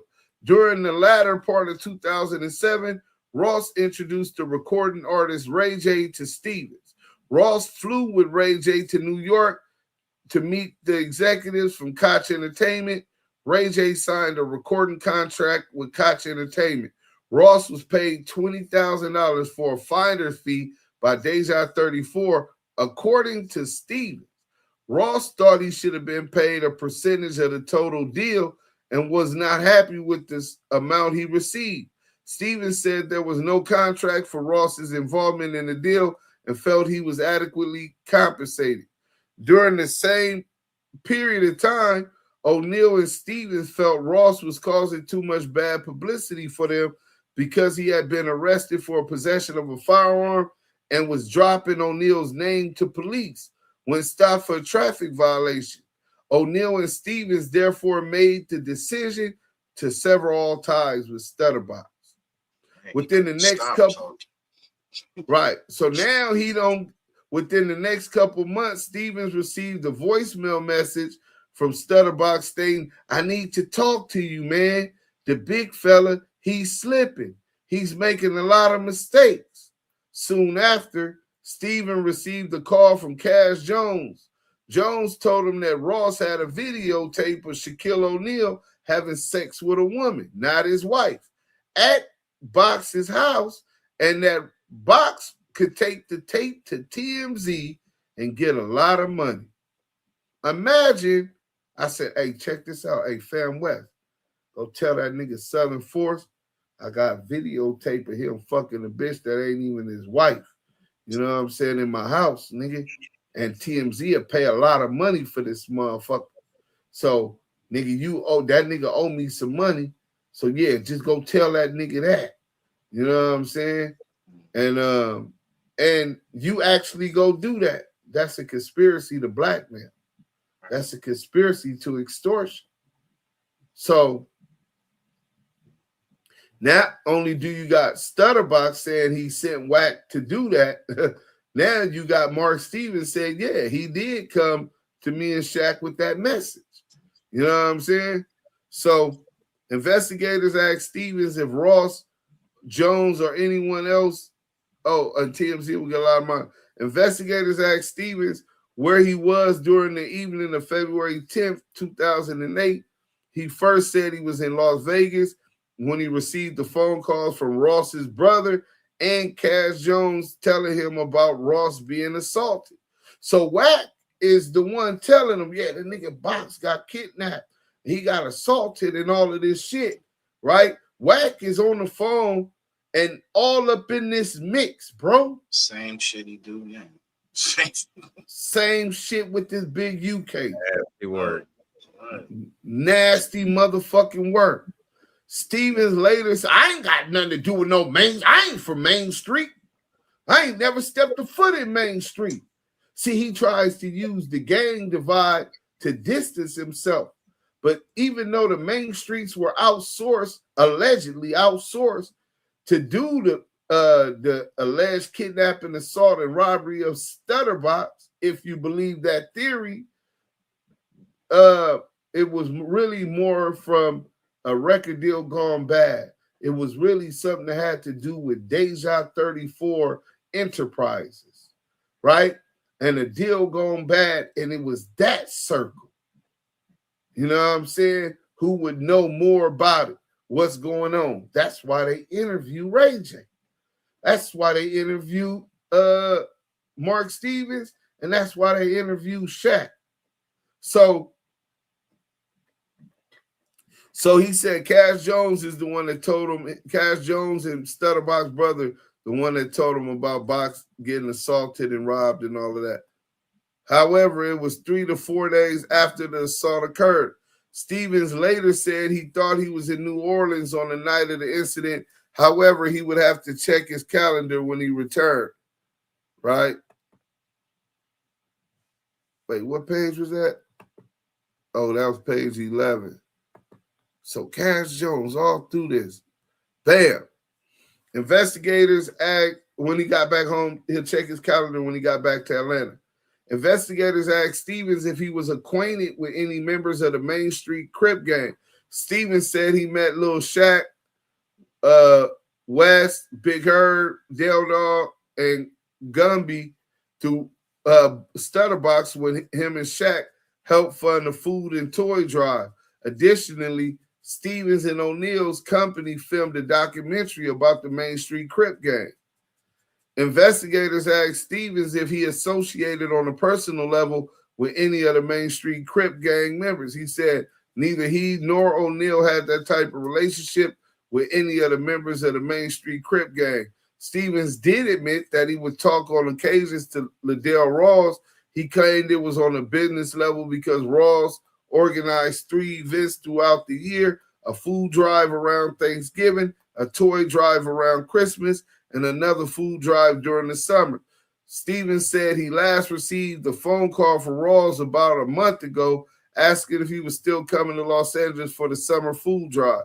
Rawls would call sporadically just to check in, and then heavily around Thanksgiving and Christmas when he needed funding for the food and toy drive.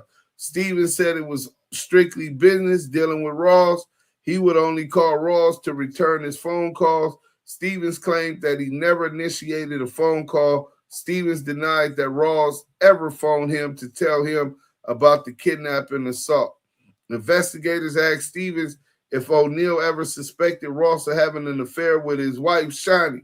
He said there was an innuendo around the time when they severed ties with Ross. However, he had no personal knowledge of an affair.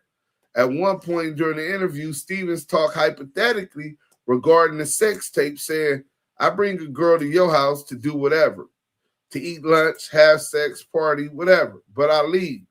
And you recognize this on the tape. You see it on the tape and you say, hey, Mark, this happened. If it sounds like it happened, then she had to tell you it happened, or you got a tape. It's one of the two because you wasn't there. But for 7 months, you had this information and you never brought it to me. You wait until our relationship sours. So you already have a motive for having this information, whether you use it as an ace card to get money or whatever.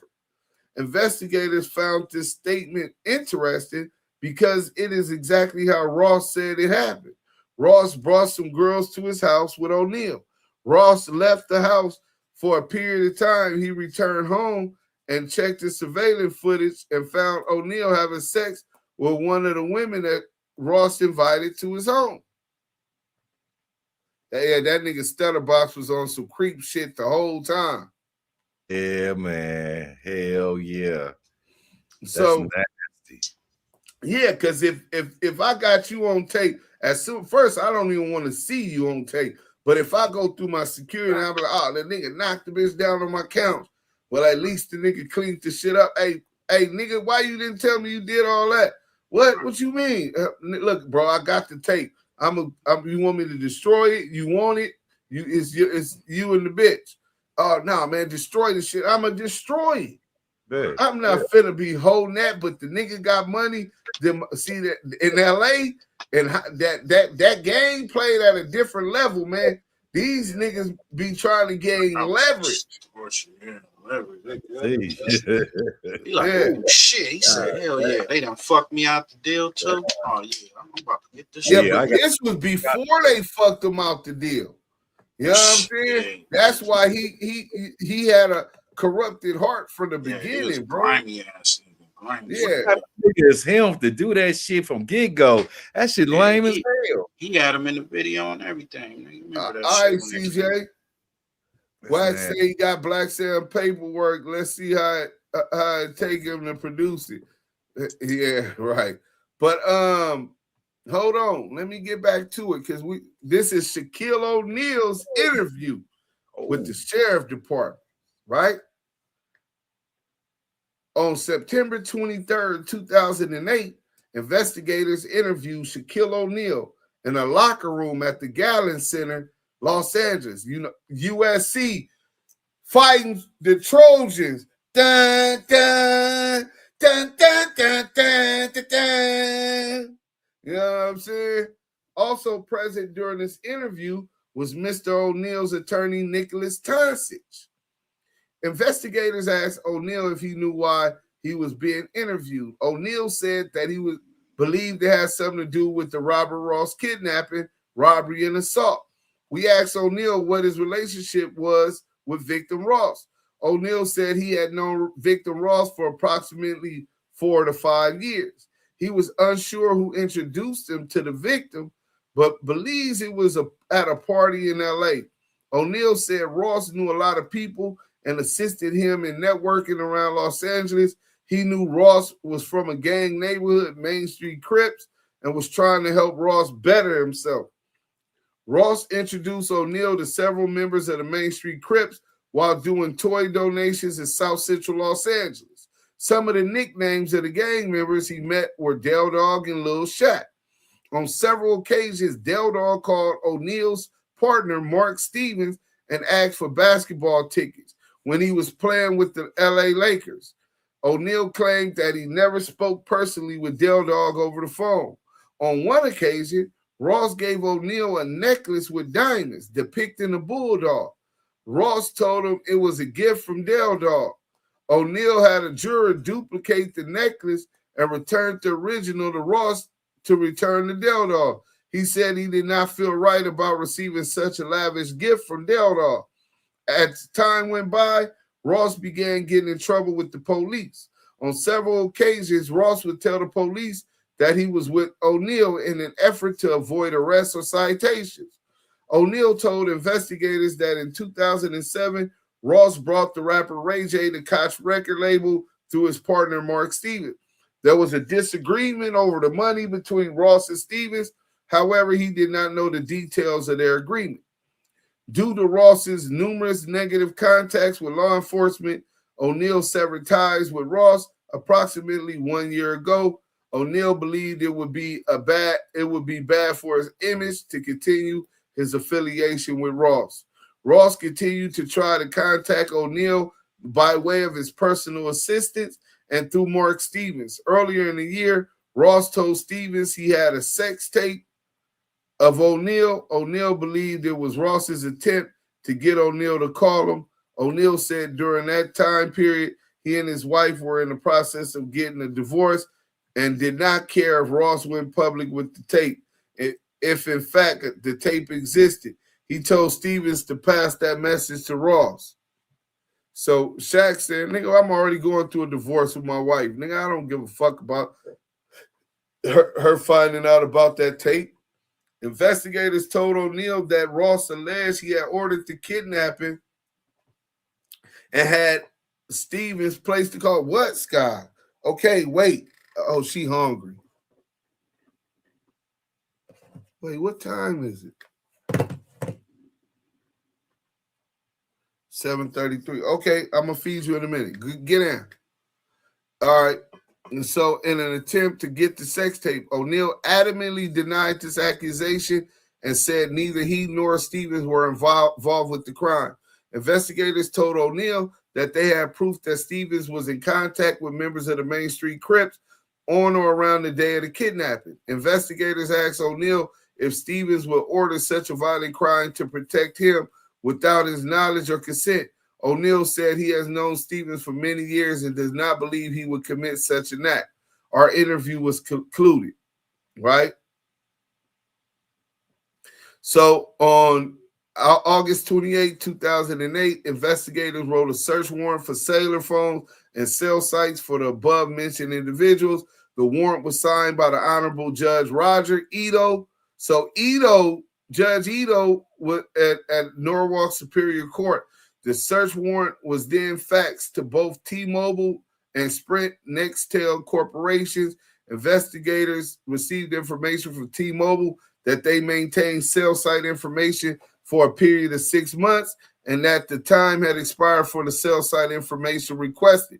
They did, however, say that the incoming and outgoing calls are available for the numbers requested: Victim Ross, Mark Stevens, and Deion Hawkins. The information returned from Sprint Nextel shows cell site tower hits from the phones belonging to James Harbin and Marlon Hunt in the Hollywood area around the time of the kidnapping. The information from both cellular companies showed a flurry of calls from Mark Stevens to Liddell Ross and from Liddell Ross to James Harbin, Deion Hawkins, Marlon Hunt, and Taekwon Wingate at or around the time of the kidnapping. On November 8, 2008, investigators spoke with Deion Hawkins, male black, at Century Sheriff Station regarding the victim's kidnapping. Prior to speaking with him, investigators advised Mr. Hawkins of his Miranda rights. Mr. Hawkins said that he would speak with us without an attorney present and signed the Miranda rights waiver card. Mr. Hawkins said he knows Victim Ross's stutterbox from their street gang, Main Street Crips, that he hasn't known him for many years. He said he and Stutterbox were roommates for a while and that he is a liar. Mr. Hawkins denied any knowledge of or involvement in the incident. Our interview was terminated. While reviewing wiretap phone calls from James Harbin, investigators heard a conversation between Harbin and 50 Cent. The conversation was about Ross's kidnapping case. Harbin was telling 50 Cent that the sheriffs had visited him and attempted to interview him regarding the case. 50 Cent said that he remembered the incident kidnapping and reminded Harbin that 50 Cent was with them when they located Victim Ross in Hollywood. Harbin said, oh yeah, that's right, you was there. So that's the conclusion of the 14 pages of paperwork on what you call it. I told y'all we was gonna bury this bitch. You know what I'm saying? I don't know why the 100 EBT niggas want to play with us, bro. Don't they know who the fuck they fucking with? Telling you. Yeah. So let me get into this real quick, right? And we gonna close this because it's already been 3 hours, nigga. So we're going to go back over some of the things we went. The Pink Dot incident. According to the report, let's get to this. Boom. The Robert Ross files the paperwork. We'll start up there. So, welcome back to the Damu Kiwe Conversations. I'm Duse M. We got Southern Force Fam West TV. Like I said, tonight, we're not doing internet gossip. We're not doing Clubhouse rumors. Tonight, we're walking through actual investigative documents connected to one of the wildest stories to ever sit in the background of hip-hop industry politics. And that story involves allegations surrounding Robert Ross, Shaquille O'Neal, Mark Stevens, Ray J, Cash Jones, also known as WACK100, and several individuals alleged to be members of the Main Street Crips. The documents we're looking at tonight come from the Los Angeles County Sheriff's Department Major Crimes Bureau. Those reports detail an investigation into an alleged kidnapping, robbery, and assault that Robert Ross reported occurred February 10th, 2008 in West Hollywood. Now, before we go further, this is important. These documents contain allegations, witness statements, and investigative notes. They are not courtroom findings, but they do show exactly what investigators were told and how the investigation unfolded. And once you actually read the paperwork, you realize this story is way deeper than what people talk about online. So tonight, we walk through it piece by piece. The Pink Dot incident, right? According to the report, Ross told investigators that on February 10th, 2008, he drove to the Pink Dot store on Sunset Boulevard in West Hollywood. He arrived around 10 p.m. and parked in the driveway area. Ross said he was speaking with an acquaintance when he noticed a man he knew named Wood. Wood allegedly pulled up in a truck and got out. A few minutes later, 3 additional vehicles arrived. Ross told investigators that the vehicles blocked his car from leaving. Harbin then approached Ross and told him that someone named Dogg wanted to see him. According to Ross, Dogg was Liddell Ross, also known as Del Dog, who investigators described as a leader within the Main Street Crips. Ross claimed multiple men were present, including Deion Hawkins, Marlon Hunt, Taekwon Wingate. Ross told investigators he believed the men were armed. Harbin allegedly told Ross, all the homies are strapped. If we wanted to kill you, we would kill you. Ross said Harbin then called Ross and told him, we got him. Ross claimed he heard Ross respond, if he tries to get away, do him. Ross said he was then forced into his car at gunpoint in order to drive to South Los Angeles. So, the assault claim, right? Ross told investigators he was taken to a residence in the Main Street Crips neighborhood. He said the home belonged to someone known as Big Herb. Ross claimed he was taken inside where several men were waiting. According to the report, Ross said he was punched repeatedly in the head and body. He told investigators that Ross struck him in the face with a 4-5. Ross said he remained there for about an hour. During that time, he claimed threats were made against him. Ross said Ross told him, I've been waiting to get my hands on you.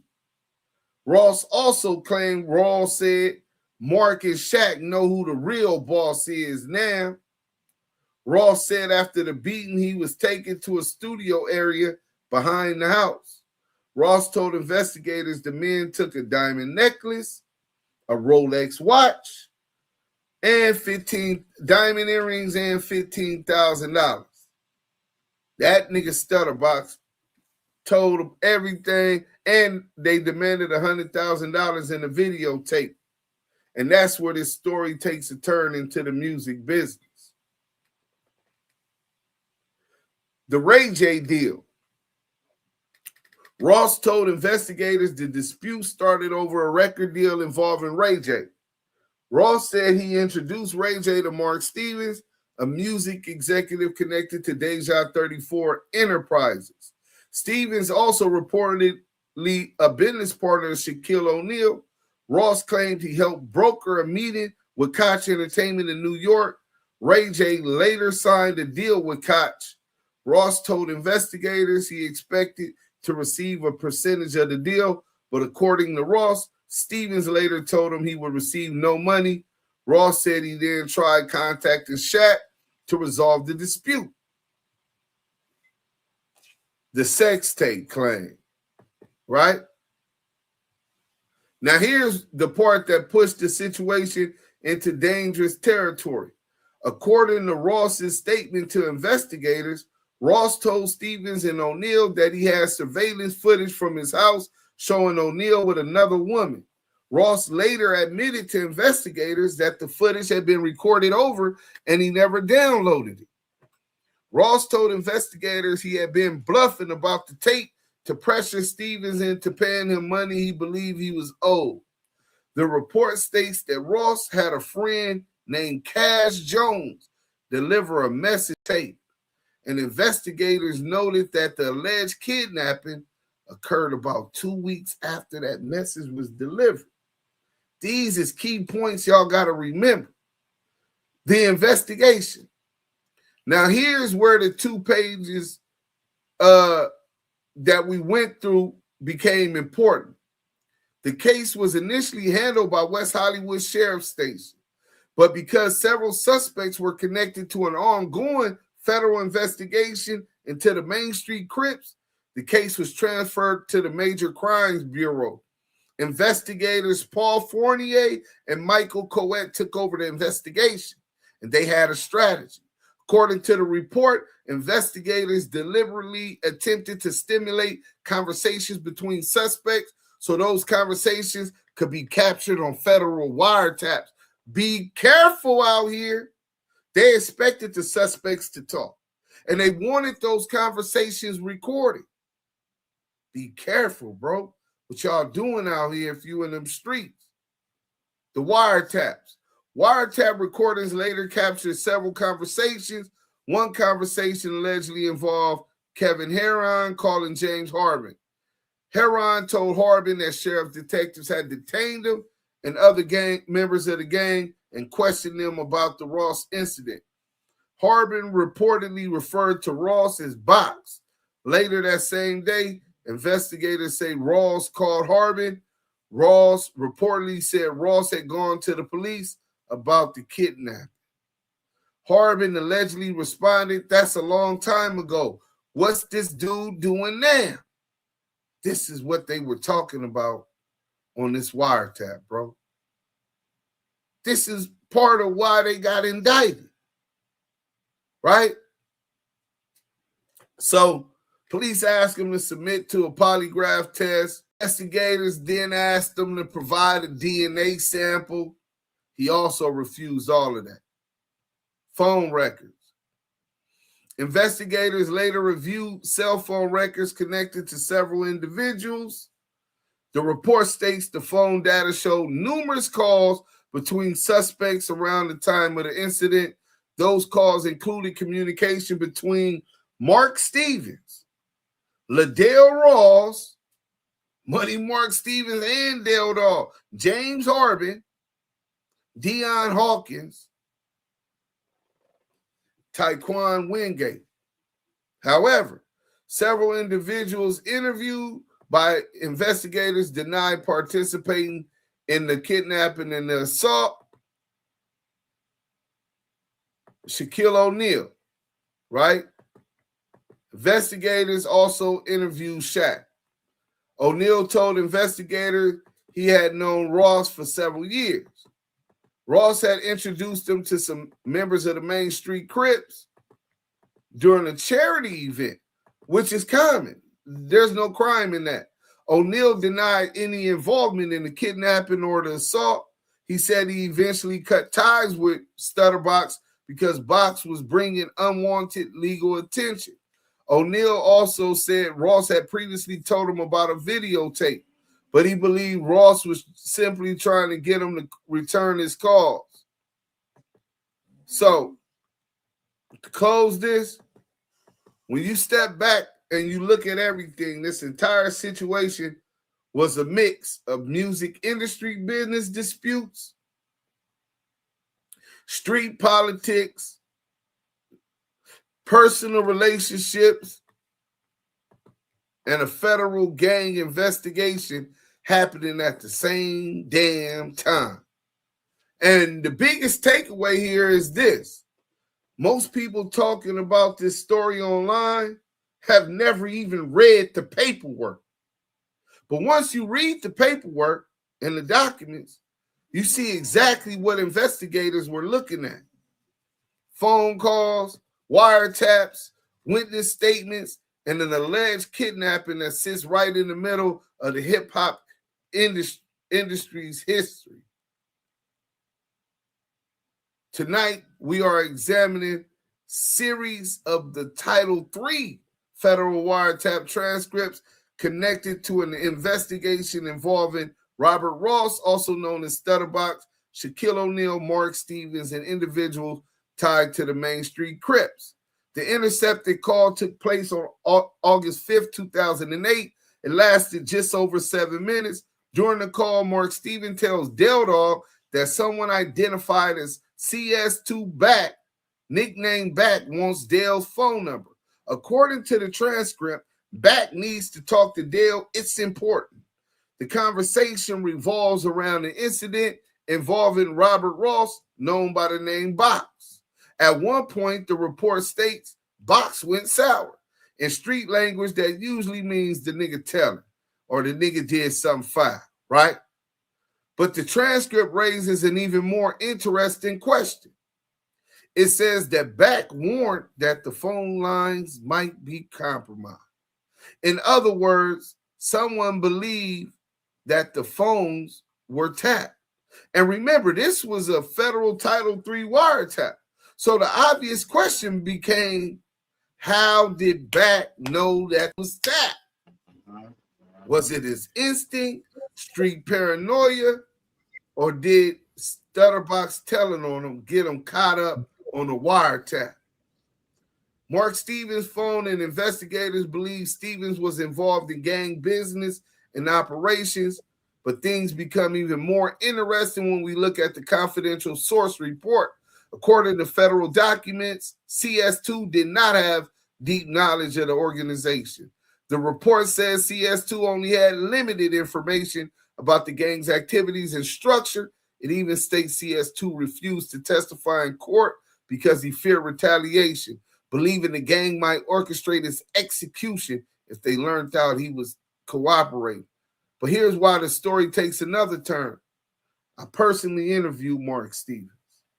Mark Stevens told me he does not know anyone named Back and claims he never spoke to any person by that name.